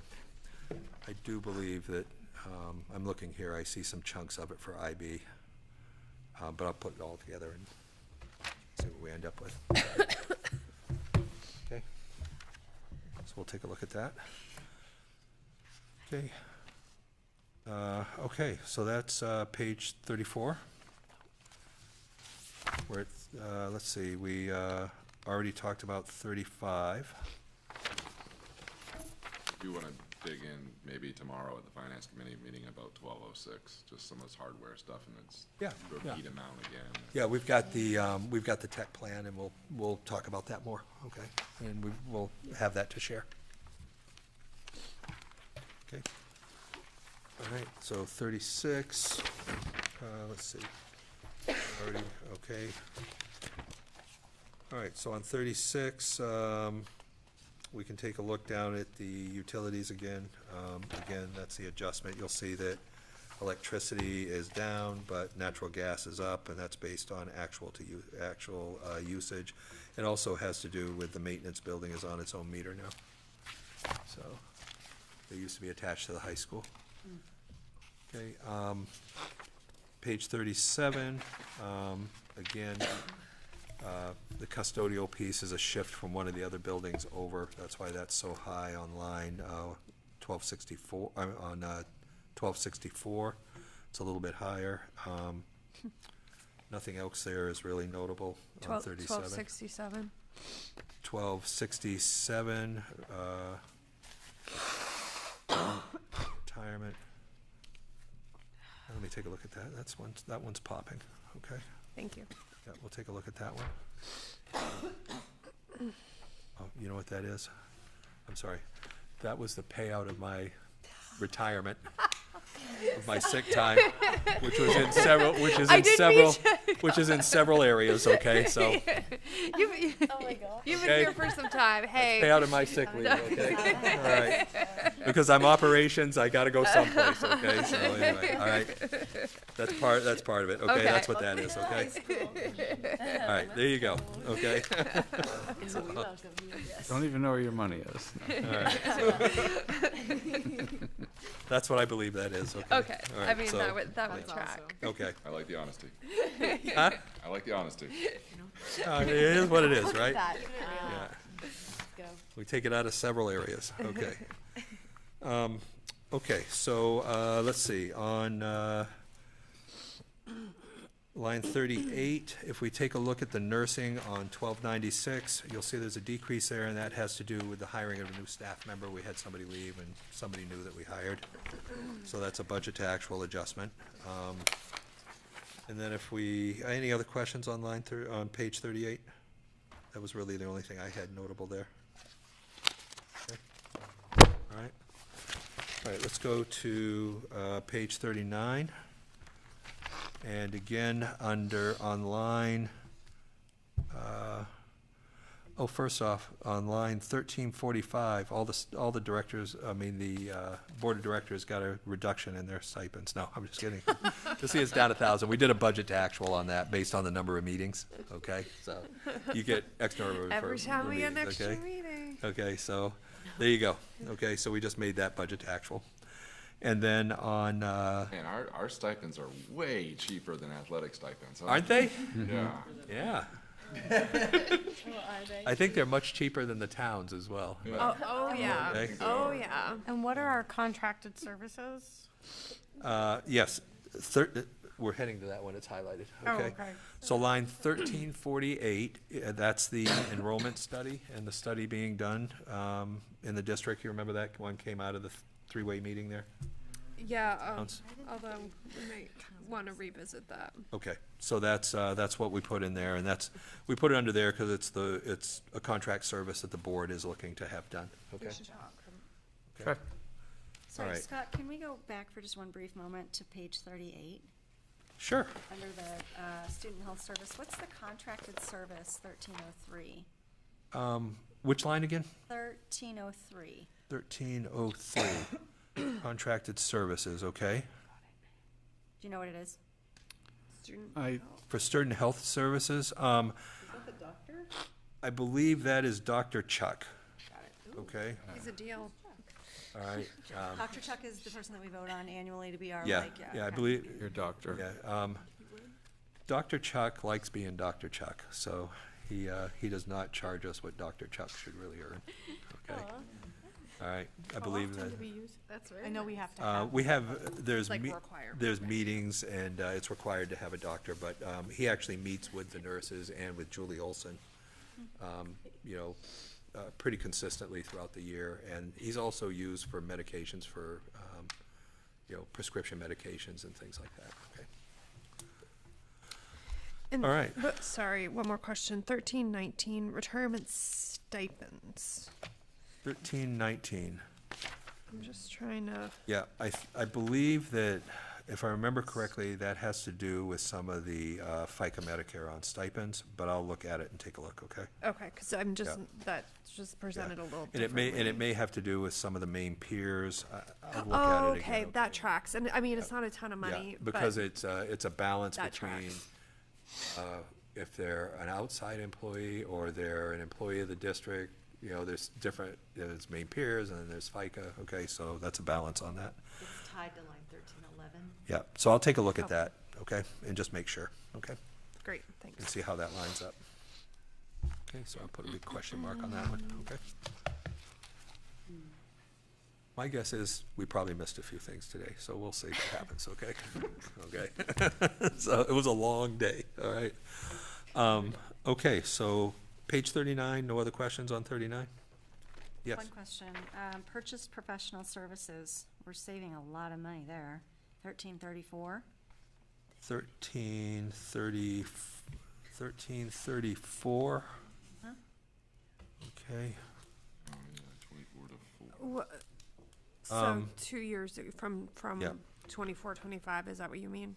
Yeah, Yeah. 20, from 24. That was I believe that was Lawrence Alexander, Ah, and we okay. now don't use him to the tune that we did before. Okay. Yeah. Okay.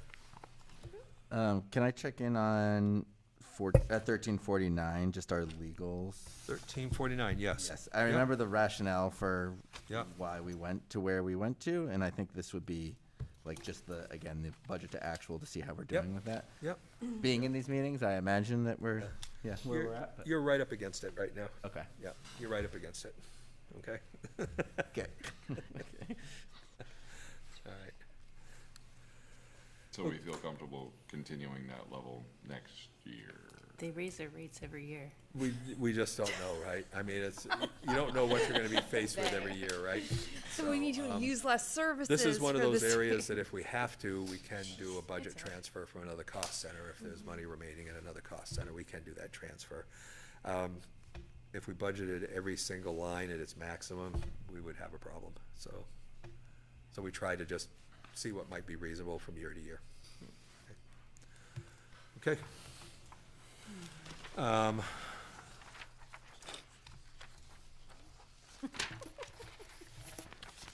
so that was 39.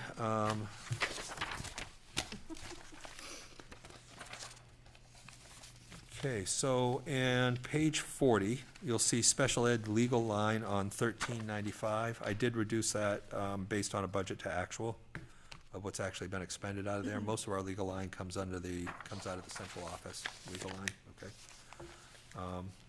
And then line 1403, mic drop, Scott out.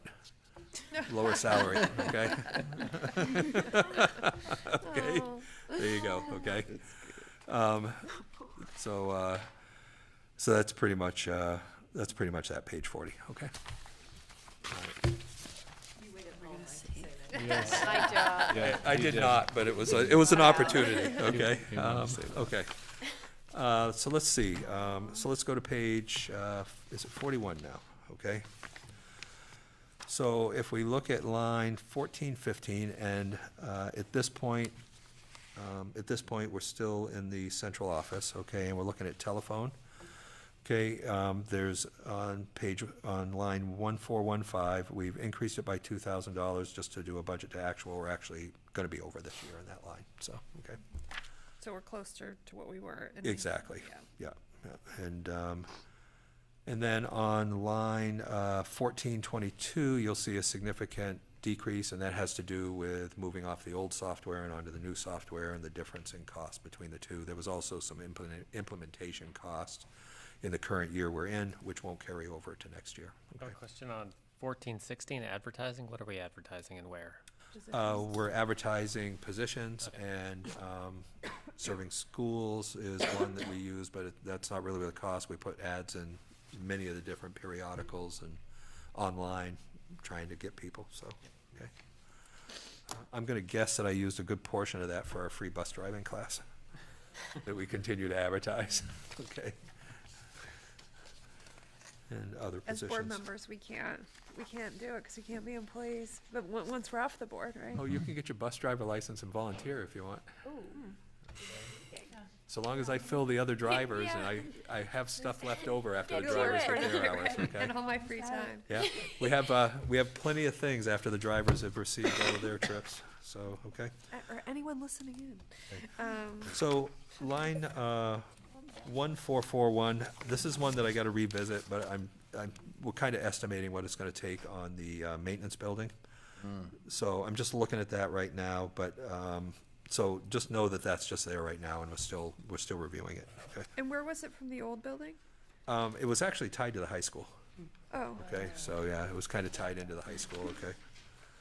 But we really do need to take a look at that and, and make sure we're budgeting for everything we need to do for the new maintenance building. Okay. We're just still working on that. Don's loving those heat pumps, just. He loves that building. It's amazing, so it's a great building, okay? And again, on 1434, contracted services. Yep, 1434, yes, yep. What are they? Okay, so Well, those they are. went down significantly, whatever Yeah. they were.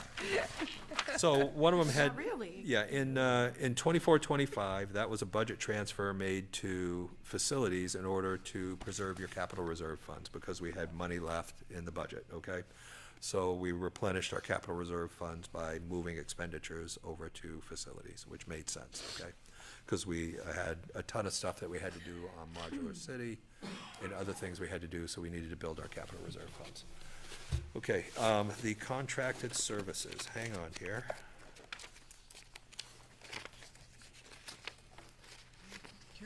Just see what I've got.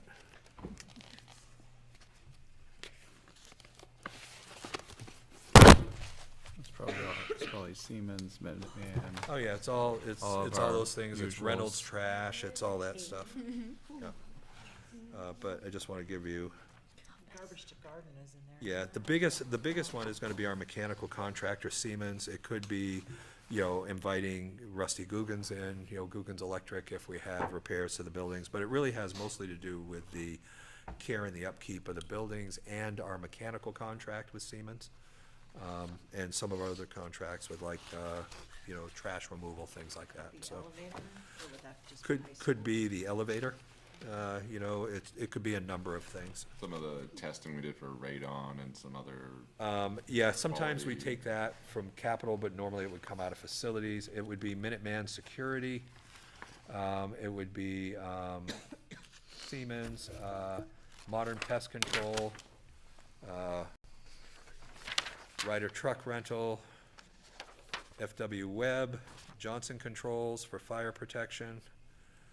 The majority of it is Siemens, there's a lot of Siemens in here, and Reynolds and Son, Matheson Trigas, hang on, Stanley Elevator, okay, Eco Maine. Just taking a look, Modern Pest Control. They do those little fake rocks out in front of the buildings. Sometimes they get it. Trying to think of what else here. That's really what it is. I think we pretty much named Garbage Garden, as you mentioned, Kim. I was just saying, so those are the major vendors in that area. Scott, 1437, equipment lease purchase from 0 to 28 grand. What are we leasing? 1437. I think that's the Okay, Bobcat. that would be the Bobcat that Bobcat? was approved, Got yep. it. And I gotta tell you, that saved us a lot of money. I mean, we used to have higher contracted services because we had to hire outside vendors to come in to help get rid of some of the snow piles. And we've been able to participate with the town now and not necessarily have to spend as much money, so it's doing its work. Yeah, that's part of why Okay. it went from 734 Exactly. to 70 that year. Exactly, Oh, okay. yeah. So we've actually been saving some money on that. It's been helpful. Okay.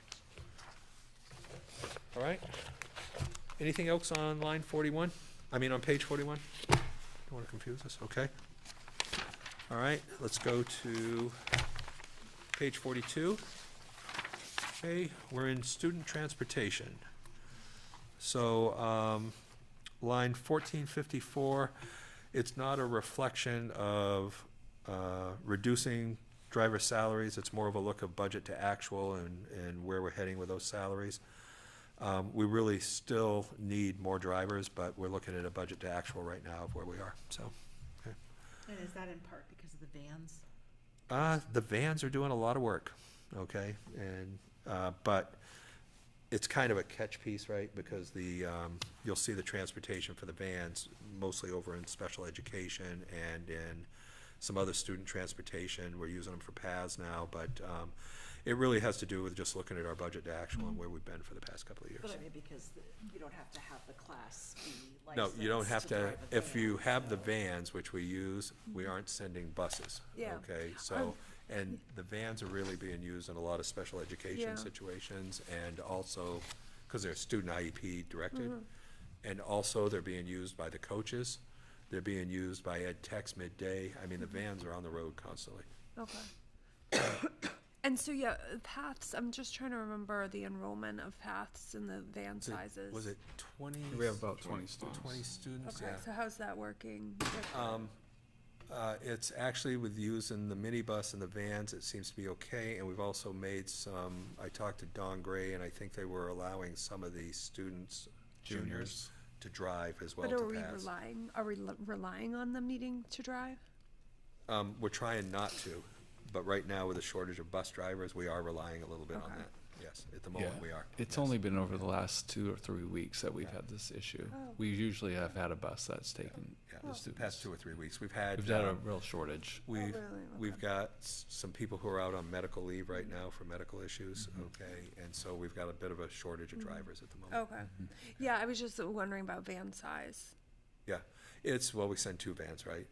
Not just Yeah, one but if we I'm can. like, have we looked at, is there an in Oh, between? they can only drive a certain size Okay. without a bus Without driver a license, license. okay? Yeah. So we can Okay. only have a certain capacity that they can drive on the van, Okay. okay? Because I know we're looking to purchase some new ones. We so are, yeah, I didn't yeah. know if there was like a bigger size than. You will take a look and see if we, you Yeah, I know, was how just we curious. maximize the size within the legal limits. Yeah. We'll look at that, okay? One of the vans we're gonna be replacing has to do with a handicap wheelchair lift, which is broken and doesn't work properly and is pretty severely rusted, so. Okay. That's one of the vans We we'll put talk it- about. Put it off, we were gonna do it last year. We did, and we put it off a year, yep, and we put it off a year. We now need to replace that one, or it's cost prohibitive to replace it. I mean, to repair it, and so we need to look at replacing it. Okay. Okay. So, let's see, if we continue down, on 1462, we have contracted services are down, and that was a budget to actual, looking at what the repairs we were doing on the buses outside of the bus garage. And then if we go to line 1469, electricity is reduced because we're really only paying the electricity on the break room side, which is the old bus garage, is where the break room is.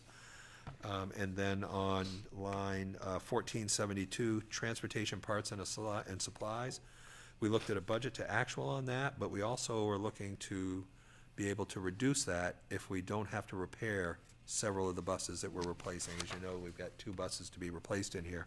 If we don't replace them, we're gonna have to increase that line significantly to take care of a couple of engines and some other repairs to those buses. And I really appreciate that, because I feel like that's one of those lines, you know, when we're signing warrants or we're looking at that, Yeah. like, how do we know whether this was Yeah. actually budgeted carefully and responsibly? So to see that it was done to actual and Yeah. lowered, just a reminder that each line is looked at. Okay, good, okay. All right, so, sorry. My son. I apologize. Okay. He might Where get. are you? He might get through even on silent, right? I know, I Right. had, Yeah. So we took a look at what was the actual amount that we needed in the bus lease purchase line to lease the buses, and you'll see it went from 105 to 93. It's not that the buses are cheaper, it's just we're only buying 2, okay? So we're gonna be lease purchasing 2 buses. Both of them have been approved for state funding, so the state funding comes in the following year after you Okay. make your first payment, so you're looking at reimbursement. The buses are actually they're actually between 130 and 140. They've gone up significantly in price, so, So if we lease purchase those over, the lease purchase period, we can get subsidy for those years that we're paying on it. And so we have the principal there, and then the interest is on line 1479, and the interest rate is 5.38 municipal rate. Okay. Okay. On that. The van purchase is on line 1478, so that would be the principal on the 2 vans. Yeah, I'm just curious sizing. Yeah, if they're, Yeah. if we Yeah, can we'll get take an a look extra at 'em and see what we 4 can do. kids, Yeah. it might save us a Yeah, bus. and a van right now is, $68,000 to $70,000, okay, for a replacement van. So is where they're at in the area in there, especially for the wheelchair one. Okay. And do we need to adjust oil and fuel, or are we optimistic that a year from now? Well, who knows? I'm hoping we're out of Iran by then. Okay, so all right, but let's see what happens. Okay. And also, there's this year we're tracking okay because we actually go through the town of Cumberland's cog bid, so we get our fuel there. Okay, for our for our fleet fuel. So okay. All right. So that is page 42. Any questions there at all? Okay. Continue on to page 43. So again, transportation, there are some of our buses that are geared towards special ed transportation. There are aides that ride on those buses. There's nothing that's an outlier there. That would be on starting at 145, and then when we get to 1500, that's transportation to paths. And then line 1510, again, that's homeless transportation. If we have a student that's homeless living in another district, we're responsible, or living someplace else, we have a responsibility to work with the other district and transport those students here. Okay. So that's page 43. Okay. Now we are to the last page. Okay. We are on page 44 of 1,533 lines, okay, tonight. So if you look at line 1520, right, this is where you're seeing that our principal on our existing debt is declining by 319,000. Okay, so our principal amount has declined. You're taking on the debt service for the building project, for the one campus project, plus the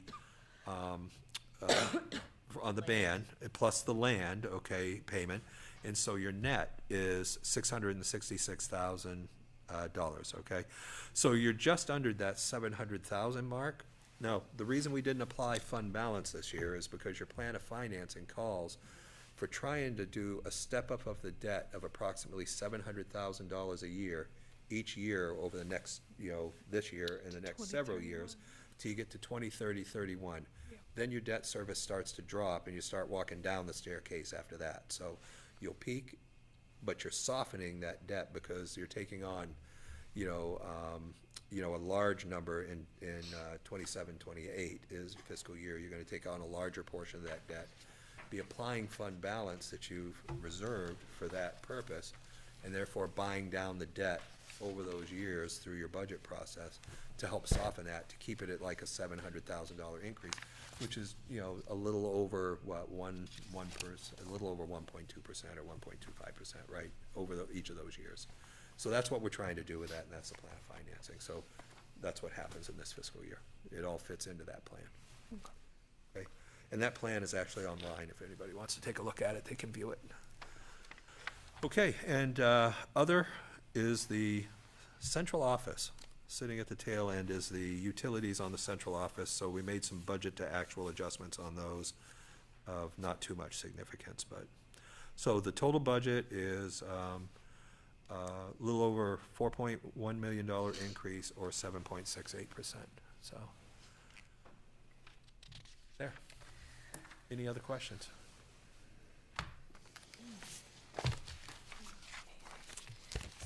Thank you. You're welcome. Thank you. I know this is an extraordinary amount of work. So I just want to draw everyone back to Superintendent Porter's presentation. There was the key questions slide that I am hoping that we can take a little time to discuss. as we all yawned. And just to get an overall sense of where the board's at and what the work looks like between now and April 15th. I mean, as we kind of started this conversation with, especially after public comment and the outreach that we've gotten from the community and our own realities of what things are like right now as far as costs. I think we're all looking for always that. I mean, I personally am tightening my own budget for things. I know that I feel that, you know, we've been in all of the meetings of the finance committee leading up to tonight. Like these are constant conversations that have gone on even until this point of like, where can we potentially make some cuts here? And so we just wanted to kind of get like a gut check of where we're at from the board perspective. I know probably a lot of us have also been reading the newspaper about what a lot of school districts and communities are going through right now. Nobody's having easy conversations about budgets. And so just wanted to get a sense of the board of how you're feeling a month out from when you're going to be asked to vote on this.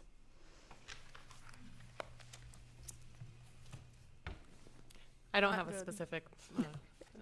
specific percentage in mind, but we do need to reduce the amount, I think, the amount of the increase. And I guess for me, a couple questions that come up are just, and I know that we aren't necessarily looking to get into those specifics, but, you know, can we do that by tightening up things that are already in the budget, already existing items, and or, you know, is it looking at some of the items that the new proposals that are advanced? Where are those opportunities? But I think we need to bring it down.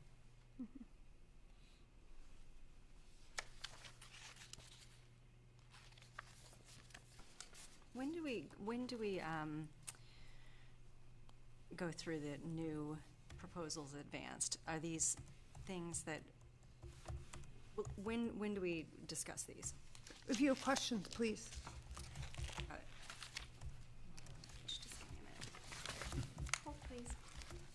Because this is the work that is going to be happening at the finance committee, at every day at the district office between now and April 15th. So they are just really asking for a sense of like, what are we thinking here? Can you just clarify the ecology school overnight trip defray family cost? Yeah, so that would approximately bring down, so there, grade 7 is at the ecology school. It may not be grade 7 in the future, we don't know, but it will be a middle school grade that'll be going. And this would defray the cost down to approximately $200 per family. It was $200 per family for a while, and now it's gotten much larger. The expense is well over $200.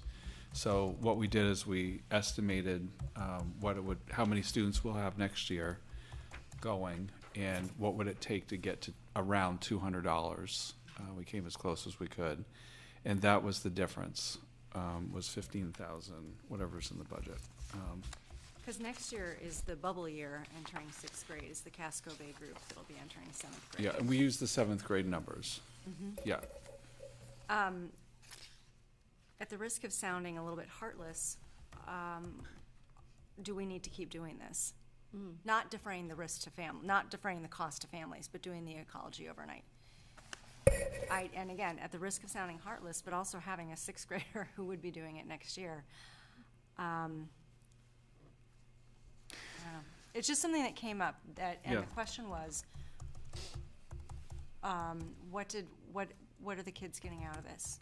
I love them going on an ecology trip. I like that my kid spent 2 nights out, or a night, I can't even remember now, but I don't know that he took a lot away from it, and I'm wondering if we're going to tighten our belts. I'd love to get a sense of like how important this is. Yeah, I mean, obviously, parents have footed the bill for this, trip in the past. So this is the first year that we've put it into the budget. So there has been a committee that recently, there's been more than one committee, but one recently that looked at this whole program, involved had staff and parents on the committee. And at the end of the, it was several months, the committee met and discussed this, what kind of trip it was. The trip has changed 3 times in the last 5 years. It was at Cow Island, and then it was up at Bryant Pond, and now it's been at the ecology school now for 2 years, I think. So I think that's an internal school. I would leave that to the school to figure out if they feel like philosophically, and there was still a lot of interest, I would say a pretty good amount of interest from at least the staff in continuing this approach, feeling it had a lot of merit and value. And again, there were parents involved in that committee too that felt the same way. So I would say if that's an area the board feels like that it shouldn't be in the budget, that's certainly your discretion. And honestly, I'd rather those things like surface now, because I would then want to hear from teachers, community members who are like, if there is a lot of support for this, like wanting to hear sooner rather than later, I think is also helpful for us as well. And one of the things I know that has been prepared, because I know I've asked for it, and there is a spreadsheet of all the different opportunities across the different grades and who pays for what. And I just thought that provided some really nice context, because I had the same question, like, okay, who pays for which trip, which are in the budget, which are we asking parents to pay for? And I forget, has that been shared with the full board? So, yeah, can I ask, has it been shared with you? Because it's all been updated. I think we shared it, or I shared it with everybody at the last finance It has been meeting. updated. So we have not gotten in. Okay. Would that also include PTO enrichment funds for Yes. each grade? So Okay, it all right, part of indicates which ones are paid for PTO, because I think that's also some of the conversations I want to continue to surface. Like, if the PTO is, they support a ton of stuff. But if there's something else that they're like, no, we don't want our school community to lose this, it's important for them. Is there opportunities there? I think Foundation 51 also comes up, like, are there other ways? And I think there's also interest in, wanting the kids to also participate in fundraising. Yeah. And so that has also been floated as some of the ways that we should be looking to defray some of these costs. And also, I'm in favor of more of a sliding scale, because $200 could be nothing to one family, and it could still be huge to another family. So I don't know logistically how that works when you don't have access to who needs the subsidized lunch, things like that, that we used to have. But I think guidance. I feel like and there's a social way to workers, do it. They know. The They know. social workers. Yeah. Yeah. Yeah, I have to say they do. I just shared this, the updated field trip list with you for all the schools. You can look back 4 years too. It's the current year and the 3 years prior to see that information. So this is a struggle for me because I get into analysis paralysis. I have asked a number of people that have reached out, what would your number be, like in terms of like a tax increase or decrease, right? Like where are you at with that? And I'd like to get some of those responses. But for me, I think honestly, like I've been asking for a little while, like I just need more information, especially like itemized numbers, because I think a lot of these lines on the surface make a lot of sense. But then if you start getting into some of it, it's like, okay, that is a really great thing and probably doing really well, but is this something that we can find, like that we can get through another funding source, right? Can we get creative? If we're the path of least resistance for a lot of these items, right? And so for certain things like things around the athletics, things around trips, things around like other engagement activities, there might be other ways to get the same result without impacting the educational experience of our students. So when I look at this budget, this feels a little bit like this is the lifestyle that we've been kind of going by. And I know you guys have made cuts by that, but as we like go through and see like certain things haven't changed, or year to year we're gonna be spending this amount of money on uniforms and stuff like that year to year, and that's not gonna change. Like, I just feel like I need to see a little bit more from an item perspective where we could possibly save and be like, okay, for a couple of years, this is on you.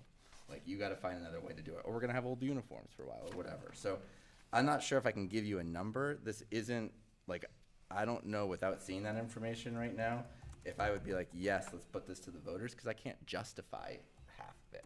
Like, I can't see it and be like, yeah, I feel good about telling someone that we're spending that amount of money without being able to see some of the details within it. And so that's where I'm at. So I'd like to see what this budget would look like if we said, yeah, we're going to cap you at 5% or 6%. What would you guys cut? From your perspective, how would you prioritize that? That's what I would like to see, in theory. So I know we also, speaking of spreadsheets of things, we did look at what different athletic programs were offering and different fee schedules. Was that shared with everyone? Because I just think that was helpful.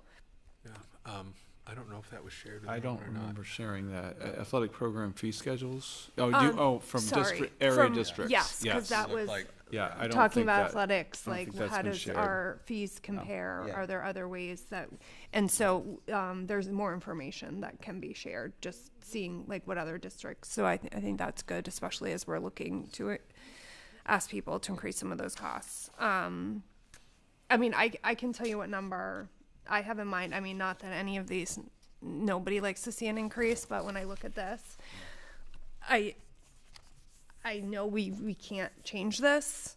I would want this to be a 5 something. I mean, and then ask the administration and the finance committee to do the work to make good decisions to present back of how we could get there. That's my gut of what I could think to ask of our community. Again, not impacting, I mean, we're going to have impact somewhere because we know what all the other increases on salaries and benefits are. So there's going to be an impact. We can't just say. No, I get you. But feeling a little more comfortable. I mean, the whole thing is uncomfortable, but that's, if we're giving direction. Can you say that again? I didn't hear you. If we're giving direction, for me, I would want to see this 5 something in our little math equation here. That the increases that would be asking for the budget beyond the debt service would be in the 5% range. So about a total of 6.15, something like that, 6 point something. Right? Yeah. Okay.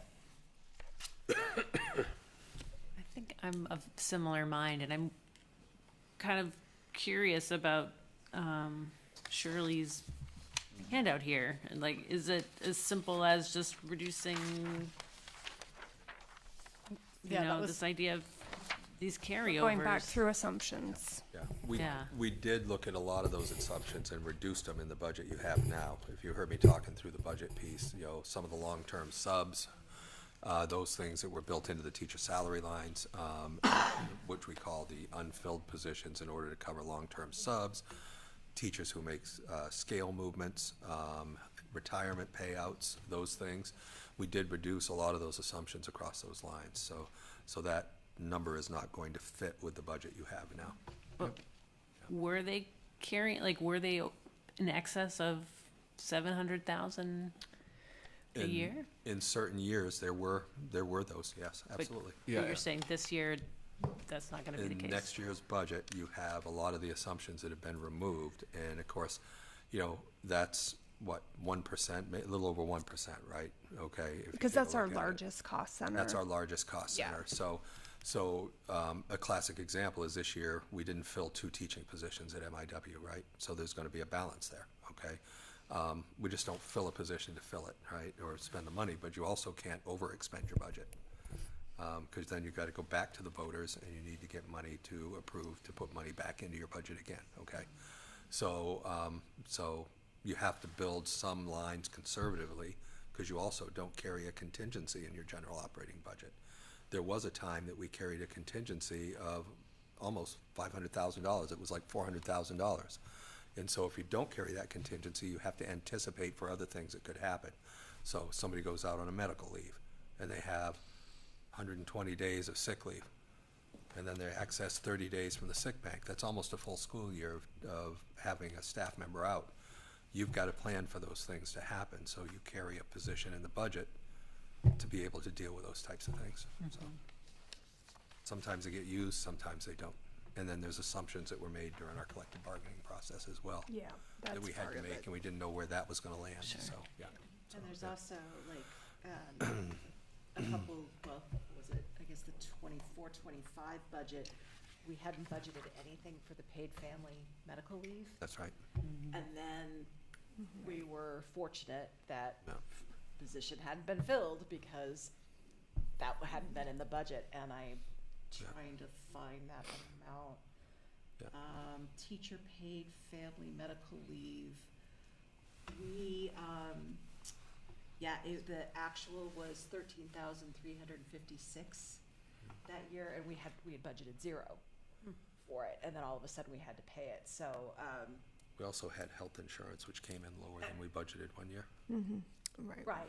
So, yeah, what I'm saying, like, there are definitely places that come in, it's probably a one-time thing, right? But you just never know. And so I remember that year in particular, it was sort of like, thank goodness we had extra money in Cost Center 1 because we had to pay paid family medical leave, which had not been budgeted for.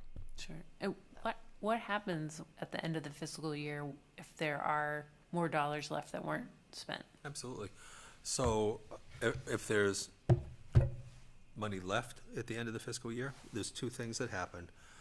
One, the balance rolls into what's called your unallocated fund balance, and you can designate those monies to other reserve funds at the end of the fiscal year, or you can have them build up, as we did, to offset the debt service that's coming up, all right, by not having to raise additional taxes to do that when the debt service comes on. The other thing is if there's funds that are left at the end of the year, you have to look at all your other cost centers, and you may have had to buy something else in another cost center or hire a staff member in another cost center. So it requires a budget transfer from one cost center to another. That usually will come from your regular instruction, which is your highest cost center and where most of your employees are, or special education. It will usually come from one of those two areas, and then that money gets transferred to offset cost in another cost center. And that comes to the board. And it so comes to the you board. will be So all those voting transfers are then made. to approve or not those transfers. Yeah. So every year in the years past, those monies have then been allocated through the transfer process from the board. Same Largest thing will amount. happen this year in And the June. largest amount of those monies went to the short-term facilities plan that we had to do Yes. to take care of all the modulars that we had to pay for. So it's not like we just hoarded it up to do something else with it. We specifically used it to build the city that we built over there, or the buildings that we put in place, the modular classrooms, the site work for the modular classrooms at the middle school as well. Those were huge, I mean, huge expenses that we had to pay for. And and that came from money that was left at the end of several fiscal years, okay? And built that up. Now you also have money that, because you've conserved those funds with a plan to offset your debt service over a period of years, to buy that debt service down, okay? So at this point, we're budgeting a little tighter. We're tightening up those lines a little bit, and we've taken some of those assumptions out. Now, Yeah. if those lines go over, okay, Yeah. then you're gonna have to go to your emergency fund, okay? And you'll have to look at that at some point, or you'll wanna consider at some point building another contingency line into your existing budget. If you're gonna take all those lines and you're gonna collapse them, and you're gonna take out some of those assumptions, you're going to need to build a contingency line in your existing budget, okay? Sarah. We need to cut this. We need to trim it. However you want to term it. I don't feel the community can support this 7.6 or wherever we're at, 7.7%. I spoke to several clients today and asked them what they felt was appropriate. I had and I have several clients who work at the district, so it's a little bit tricky. One of those clients who works at the district talked about concern about losing their family house because they're borrowing from Peter to pay Paul to get their bills done every month. Another was already having concerns about their 5-year-old and their 8-year-old being able to go through the district and afford to live in their house. I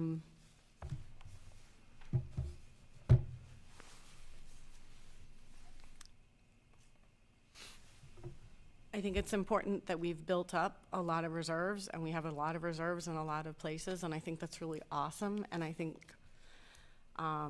the community can't continue the consistent increases. So I can't say, well, I have a lot of thoughts and a lot of questions. A lot of them I've asked and been struggling to get some clear information. I would like to investigate the suggestion about cutting 500 from regular instruction. I really would. I'd like to know what it does. Where does that take us in our kind of our buffers? And I recognize that that's a horribly scary thing. I'm living under buffers myself.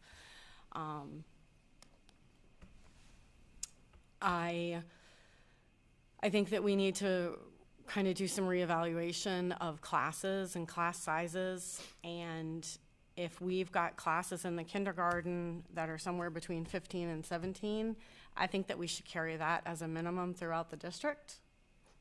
That's one of my thoughts. I'm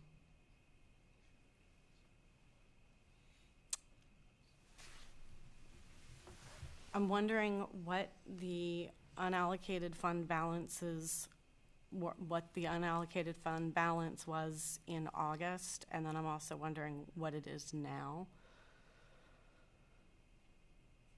And I asked specific questions about enrollment in each class, in each school, in each section, and I'm just looking for that information.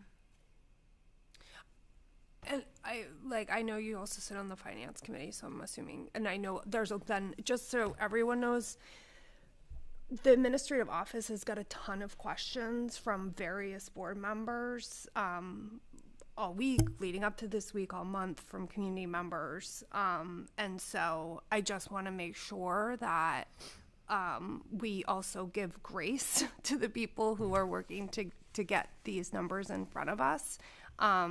Because we know that they have the information that goes into every single one of these. I know everyone on the finance committee sits there and reviews and signs invoices and warrants. So I just want to be careful about saying we're not getting straight answers, Sarah. So I want to know if you feel like, as chair, I need to know if you don't feel like you're getting a straight answer on something, because that's a concern. So I just want to make sure that. I didn't say straight answer. I just said asking questions and have sent emails with questions. Yes. And just not gotten the detail. Yes. And looking for the detail. I love that. I love that detail too. So I just want to make sure that we all feel like we are getting the information to make these really hard decisions. And thank you for sharing your stories. I know you have people that you work with very closely. Then, yeah. They're scared of losing. Yeah. They're looking at selling their houses. Yeah. They're looking at the town being unaffordable. Thank you for sharing. And that's sharing. North Yarmouth people. Yeah. I don't know how Cumberland's doing it. Yeah. I know it's, I don't want to cut off, like I said, we're going to have more opportunities. The finance committee meets again tomorrow. I think we're just looking for the direction that we're hoping to go, less, but just some of that direction so they can keep working hard on this budget. So Any? So, just thinking about going in tomorrow, Finance Committee, I'm hearing that, I heard basically 1 to 1.5%, so we're looking at somewhere between $500 to $800,000 that the board wants to cut out of that. Is that what the goal is right at the moment, so that we can walk in tomorrow and say, that's what we're gonna find? I mean, that's, I do agree with that. I think that that's a more swallowable percentage. So yes, can you make that happen? Get going on that. I mean, I think I might go a little lower than that, and then see if we need to build something back into it, being like, okay, this is not a thing that could really pressure test. Like the amount of work that everyone's put into it is incredible, and I understand there's like a certain emotional attachment to certain things. Like if someone came into my house, and I've done this with toys, like there are certain toys that I could not throw away when the kids are around. It's the same kind of thing. Like there's an emotional attachment to a lot of this stuff, and we've changed a lot of wants to needs, and I'm trying to clarify like what actually is a need, and then also what is proportional to our enrollment increase. Like we have way more people in sports, that's going to go up. And I can point to, and I'm not going to point to the administration to that. I'm going to point to the fact that town enrollment and like increase is directly proportional to that. That's outside of our control. But what stuff is within our control? And I don't know that into the sense of if we can get down to that lower percentage, like you said, like that 6, maybe. I'd like to see if we can get in at 5s. Like that's where I'd probably be more comfortable in terms of selling to like North Yarmouth and endorsing it. But like 5 total, in the 5s total. But, you know, like this is really hard. So. Yeah.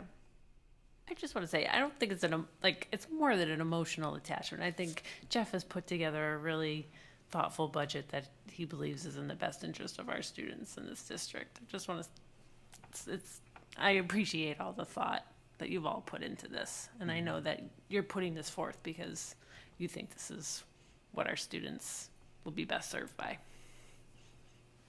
Yes, I mean, and I think, well, I have a lot of thoughts that I know it's after 10, so I won't say many.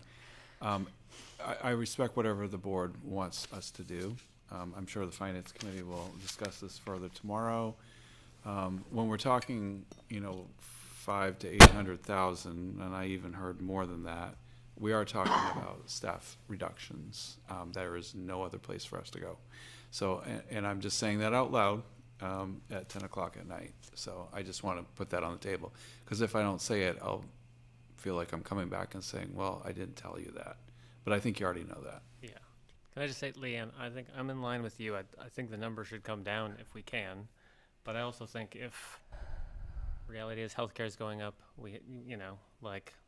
there are these huge cost increases, and that's real. And if the town can't afford it, the deliberative body is the vote of the town. And so, if deep cuts need to be made, I think if the budget, I don't want to preemptively start cutting positions, but if the town votes down the budget, then that's what's going to happen.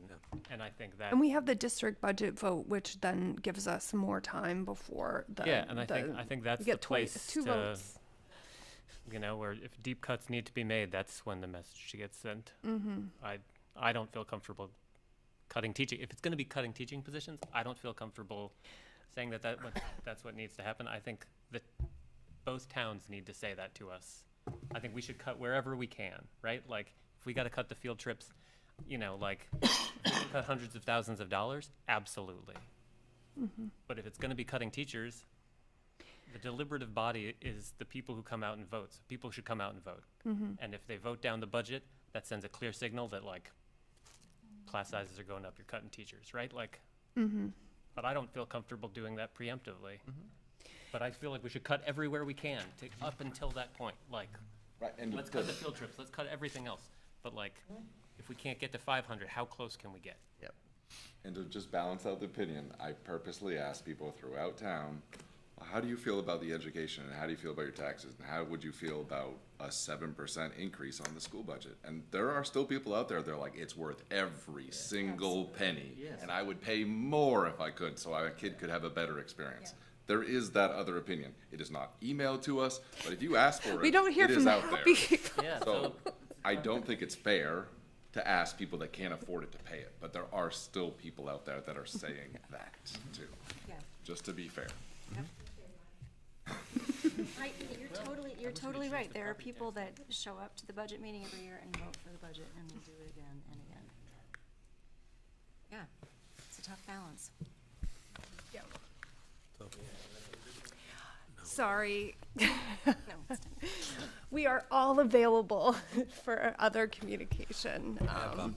So, Can I just share some light on the budget, though, just a little bit? Oh, if you don't oh, mind? sure. So just to give people a flavor of what the budget increase is actually consisting of, about 2.2 million is just salary increases, or 6.78 over the last year, okay, in salary increases. That has to do with your collective bargaining agreements and the new positions which Jeff has put forward, okay? Health insurance.